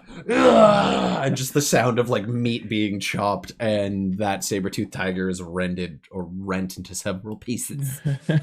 And we have that because of his chef stuff. It's just like perfect prime cuts. Yeah, perfect cuts, perfect size. They're all equally portioned, and that's just reflex. He does that by accident. He's Oh, in a God. rage. He's still just chopping it. Perfect. So the other tiger now, seeing you two have killed its young and destroyed its mate, is going to just rush at you with pure fury in its eyes and try to bite you again for 13. It fucking misses. And it just once again tries to bite down on you, and you just kind of like drop your axe and grab it by the teeth and hold it there and shove it back off of you and pick your axe back up. It was unable to deal with that, so we're gonna pop back. Can I? Too late now. No, go ahead. Great Weapon Master. If I reduce a creature's HP to 0, I can use a bonus action. You get another attack, right? Right. Yeah, so go ahead. Absolutely. Take an attack on that tiger. Okay. So as it's now trying to bite you, you bring your cleaver back around to try to finish off your kills. Oh boy. This is the dankest move of the game so far. 16. Single-handedly taking on 2 saber-toothed tigers. Yeah. It's Oh, still standing, but it is bloody, it is wounded, it is limping, it's barely alive at this point. This is not quite as strong as the other one, so one more good hit like that, and you'll probably toast it. However, at that point, we're going to jump back inside to where the fight is currently happening with the captain. Ray, you're up. The captain is near death, staggering, still trying to defend himself, but like you see the fight leaving his eyes. What would you like to do? I mean, at this point, would incapacitating would even help? Yeah. Okay, because we still need him alive. I want to take him alive. So I'm just going to try to Go for it. bonk him. You're going to rush in and bonk him with your gun? Yeah, just non-lethal, please. Yeah, sure. So you're actually going to get into melee and just try to rifle butt this dude to sleep? Yes. Okay, well, you get 2 attacks. And Promise it hurts. since it's still a magical weapon, you can use your intelligence bonus for it instead of your dex or your strength, which is Nice. awesome. Because artificers are cool like that. And you get 2 attacks. So to go ahead and just take 2 straight up attacks. I'm going to say if you hit, add what you would normally add to it. And if you hit, what would a rifle butt be in terms of a weapon? Maybe like a mace, like a D6? Like a D4, like a bludgeon. Go Yeah. a little above a D4 because muskets are really heavy. And catching one in the face would hurt like a fuckload. I'm gonna say D6. I'll give you a D6 on that. Plus your bonuses. All right. So do I use a hit DC from the musket? Yeah, just roll the musket. Treat it like a ranged attack. Because no matter what we do, we just add your intelligence to it. Because artificers are stupid like that. I love them, but damn it, they're dumb. Favorite class. Favorite class. I still haven't played one. I played one in a friend's campaign named Ziggy Boom Boom Torville. He was this crazy old German man, yeah. He loved blowing shit up. That was his thing. So an 11 to hit, unfortunately, does not hit with your first strike. Go in and try to go for the non-lethal rifle smack to the face, and he just steps out of the way. You do get one more attack, though. Go ahead and take that. Ooh. I mean, between that, the Gobfather could probably knock him out. They're just tough. Roll to eat. Oh my god, another 3. Yep. No luck. So you just try to like bat him and then come back around with it, and you just cannot seem to connect with this guy. I am not a melee fighter. Pretty spry, even with that intelligence bonus. Anyway, is that your turn? You're now in attack range of this man. Okay. He is now going to take his 2 attacks. One against you, one against the Gobfather, because he has multi-attack. 16 to hit the Gobfather, I believe does not hit with Shield of Faith. Does not. And then a dirty 20 to hit Ray, which I believe does hit. Did it roll damage for me too? It did not. So damage, you will take a d8 plus 4. You take 7 points of slashing damage as he just brings the blade down across your chest and leaves cleaves through the armor that you're wearing and leaves just like a gouge kind of from your left shoulder blade down to your the left side of your chest, just over your heart. Was going for a killing blow, but did not achieve it. Oh, I guess I'm down to I'm wondering if I should use my second shield spell that I have prepared. It's up to you. I might take more damage later, just in case. All right, I will reaction shield. Okay, so the attack misses, and as he's about to just gouge down across your chest, you pop your shield, and once again, this blue kind of shield-like energy, like arcane energy, just forms around you. The blade deflects off of it, and it dissipates immediately. However, that would be... Just to add RP to that, since I do have an alchemist applied thing, and since I'm an artificer, I'm going to be using some sort of like magical powder that counts as my spell like focuses. So it's like you have pocket sand. Yeah, you have pocket sand to use shield. Pocket sand. You throw this kind of blue shimmering, almost like glitter, out of your pocket, yes, and the shield forms in front of you, stopping the blow. That's pocket amazing. Sand. Pocket sand. All right, Godfather, you're up. All right. He's looking rough. He doesn't have a lot of HP left. I look at him and kind of, well, you did fight well, and I'm gonna sheath my my rapier, go up to him, and I'm gonna give him 2 hearty bonks with it as basically a blunt weapon that are intended to be non-lethal. Yeah, sure. Go ahead. Roll those non-lethals.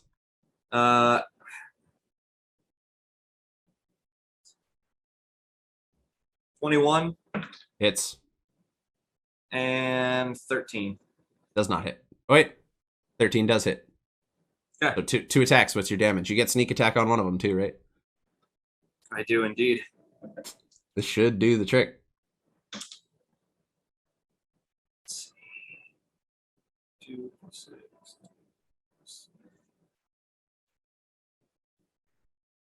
So 14 from just the rapier, and then I'm rolling up my sneak attacks. You're good. Without your sneak attack, he has 2 HP left. So you're gonna non-lethally take this guy out. Describe your kill or your knockout. What would you like to do?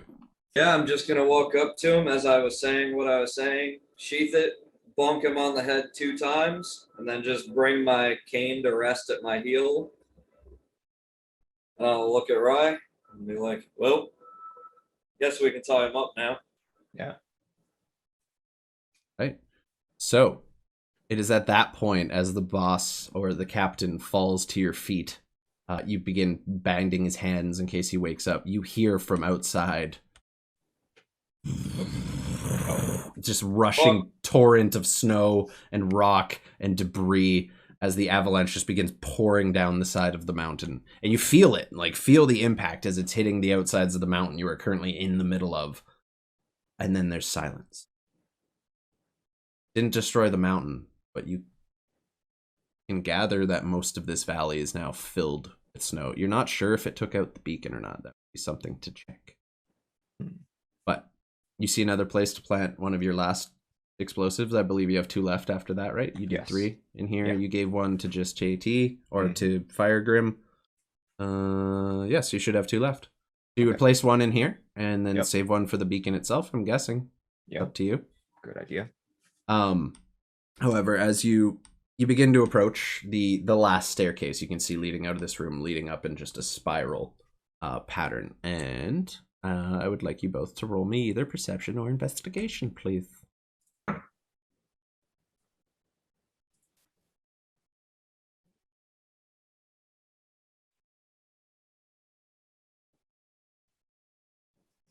$15. Okay, that is enough. 16. Okay, so perfect. As you approach, once again, you very quickly pick up on the fact that this staircase is heavily trapped, though it's different than the other ones you've seen, where there were small spear holes or slipping staircases or other such tomfoolery. The walls of this trap are blackened by flame. You can gather this is a fire trap, and it is very magical in nature. And as you look around, you see a glowing kind of greenish blue stone that's just faintly pulsing with kind of a magical energy. Well, I don't think we're going up any further. It's not like I can carry this log around and then try to sneakily make my way past that. I have a mage hand cantrip, I think. Yeah. Yeah, I mean, like, the glowing thing is at the bottom of the stairs. You don't even have to walk past it. Oh.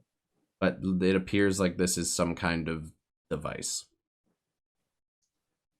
Should I investigate it first to see how it gets disarmed, or can I just use the mage hand to disarm it? I would say Arcana check. Arcana for check. this particular thing, because it is highly Worst magical case in nature. scenario, you use the mage hand to fucking trigger it. We could do that. Yeah. I mean, once it's triggered, I mean, does it stop? You rolled an Arcana 17. Okay, so you're fairly magical. You've built traps of your own. You've spent a lot of time around them. You're quite familiar with these. This is definitely a flame trap that is deactivated when a specific individual touches that stone. It's almost like a fingerprint reader, to put it in more modern terms, and you recognize the magic. This is set to only be turned off by one specific person.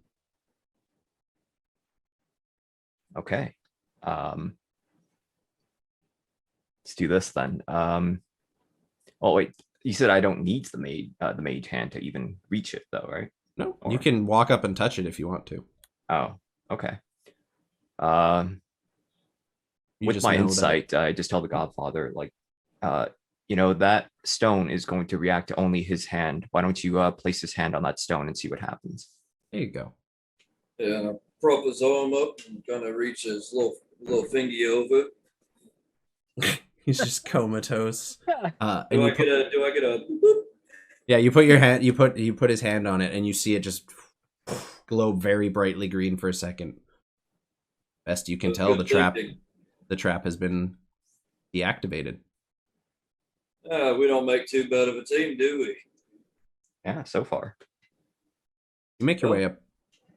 You make your way up the staircase. It winds in kind of a spiral. This is a little longer than the other ones, but you emerge at the top to find this massive crystalline beacon.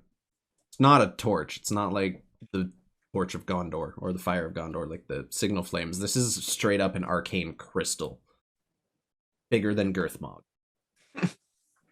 And it is, So it's pretty girthy. yeah, it's almost like a big piece of quartz. It's completely see-through and clear, but you see on the inside there's like a faint light that's just pulsing, and you gather when that is triggered, this whole thing will just light up. You look out to the north and just see the valley that lies below in the kingdom of Mayora.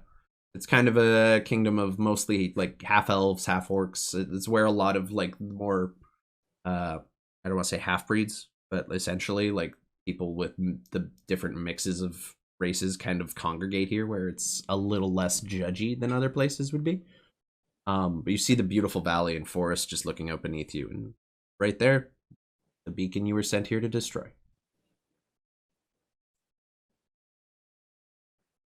What would you like to do? Do what you do best, then. Planting a bomb. And as you look around, you also realize that the avalanche that occurred completely surrounded this area, and the snow almost comes up to the peak where you're at. You plant the last bomb and run the fuse to it. And at that point, we're going to zip back over to the saber-tooth encounter. Girthmog, you are standing toe-to-toe with a saber-tooth tiger. There's a fire set by Firegrim blocking your exit. Firegrim, it is your turn. What would you like to do? So I reflect on my giant friend that carried me up this mountain, and how I'm probably not going to be able to make it all the way back without my giant friend. I'm assuming I'm within 60 feet of them. Definitely. I'm going to drop concentration on create bonfire. I'm going to run up using bonus action dash for goblin. And I'm going to burning hands the... Just run in with the cone of fire. Use your spell sculpt. Okay, yeah, I mean, it's looking pretty squishy at this point. You will not take my ride. Go ahead and that's a dex save from the creature, right? Yep. 15, so it makes it. Half of 15. 7.5, I round up, so 8. Still standing. It's crispy, its fur is burnt off, and it smells like burnt hair in here. But that is its turn, or your turn, right? Yep. All right, Girthmog, you're up. The creature in front of you is weak, it is beaten, it is singed, it is near death. What would you like to do? Not nearly cooked enough. Not nearly Unarmed cooked. strike. I just want to. Sure, give her. It hits. There's not much HP left. You just need to beat like a 5. 6. It's a 6 flat. Describe your kill. How would you like to kill this creature? The last kill of the game. You know what? Right in the beehole. It's straight anal. I want it to like. I split this thing in two. You just rip it in half with your two hands and just like have two sides of a saber. Yeah. Well, that was a shitty end. Yeah, you ripped it from butt to brains. Okay. Yeah. You just tear this creature in half and are holding two perfect sides of meat. Yeah. Perfectly split without issue. That's how you do it. Yeah, that one's... Good friend. I reach one fist up to this massive Goliath. That's dangerous. You gotta be careful with that. Get a little fist bump. All right, so the two of you stand victorious and you exit the cave. As you stand there looking over the destruction you've caused with this avalanche, still holding a bomb on your person, Right. you see Ray just appear at the top of the beacon and just kind of begin inspecting it with I wave. with Godfather holding a figure over his shoulder. Yeah. I hold up the two halves. Boom. Eat. So, Yeah. as the last order of business, the explosives are set, the fuses are ready. You have an escape route. You do not want to bring this mountain down with you still on it. You can cross the avalanche easily enough. It's going to be a bit of a challenge, but We have to get out of get down from the tower, and we can't use the doors. So let's just rappel down. yep, and just essentially repelling via avalanche. Okay, how long is the fuse? How long do you have till this bomb goes off? what would be a feasible thing for this my level of skill, I guess. What, I mean, anything I level need five. to roll? Yeah, you know what? You set in the fuse in a bit of a hurry. There's an avalanche, so go ahead and just roll me a d10. Okay.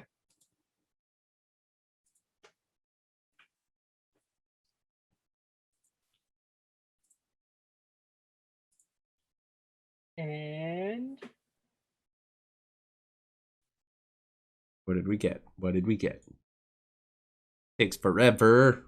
please hurry. Ooh. Okay. Okay, that's pretty good. So you have a good chunk of time. I'm gonna say it's a 9-second fuse is too short. 9-minute fuse is way too long. So I'm gonna break that down, and we're gonna say you have about a minute. Okay. If it had been a Okay. 10, it would have been a minute and a half. So you have about a minute after you light this fuse to get as much distance between you and that mountain as you possibly can. All right. It's up to you. You light the fuse. Yeah, let's light the fuse. Sweet. Godfather, you prepare to make a break for it across like the snow and debris of the avalanche, because like there's Yeah, no While rappelling he was down. The doing, snow is like, just up setting here. this up, I'm, Yeah. I'm already rappelling down the tower before Yeah, him. you essentially hammer in a piton or piton really quick, attach a rope to it, have to drop down maybe 20 feet till you're standing on the avalanche, and start making your way towards the ledge where Firegrim and Girthmog are now just standing, and Girthmog's holding up the two sides of beef. I'm And you, waving violently for them to. they're just Oh. they're just chilling, and then you see as Ray just she lights this fuse and starts sprinting across the snow towards you. I Go ahead. I will look to Girth Morgan. I start tapping him. We should go, friend. And I will climb on his back. Let's go. Yeah, so Girthmog carrying the two sides of Saber-Toothed Tiger Yeah. with a Firegrim on his back also begins running and just essentially jumps down the 10-15 feet that there is now that the avalanche is here. Just scales down and just keeps running. The four of you meet up, and as you're just sprinting away from this, you just hear behind you as the whole mountain just erupts in flame and debris is thrown in every direction. You're all run away like you're in an action movie, fleeing from the explosion as the mountain just crumbles behind you, collapsing in on itself and tumbling down into the city below, or the town below, damaging a number of buildings in the underpass. And you all just kind of, once you reach a feasible, safe distance, you all sit down, probably around the camp where you first were teleported in to launch this mission. You begin starting a fire. Girthmog begins to prepare the side of meat that he has just made for the group of you. It is a lovely feast, and as you quickly hop on the sending stone and inform your superiors of your success in this mission, although it a little more destructive than originally planned, you let them know you have the commander in tow. You have destroyed the beacon, and any chance that the group below has of signaling for help has been removed. And at that point, I'm going to end out the session as our party enjoys a little victory feast while they wait for reinforcements to arrive. I look to the party and I say, "What are you guys gonna eat?" Perfect ending. Perfect. I want to thank everyone in chat who showed up tonight. You guys are just all the best. Potato, thank you for the sub. Cashmere, also JT, thank you for that. I appreciate you guys all so much. I will be back tomorrow night running another game for my recurring party, for my main campaign, and I will be planning another one of these in the new. Oh, thanks, Tark. I appreciate you, buddy. You beautiful bastard. I'm going to be planning another few of these with some other folks, and we're going to have these going. And you may even get to see these characters again sometime. So, again, thank you for everyone who came to hang out. Thank you for Tark, Wraith, JT, and one part of Ales and Scales for joining us this evening. It was an absolute pleasure to have you all at the table. Thank you so much, and we'll see you all next time. Thank you for having us, man. Peace Yeah. out.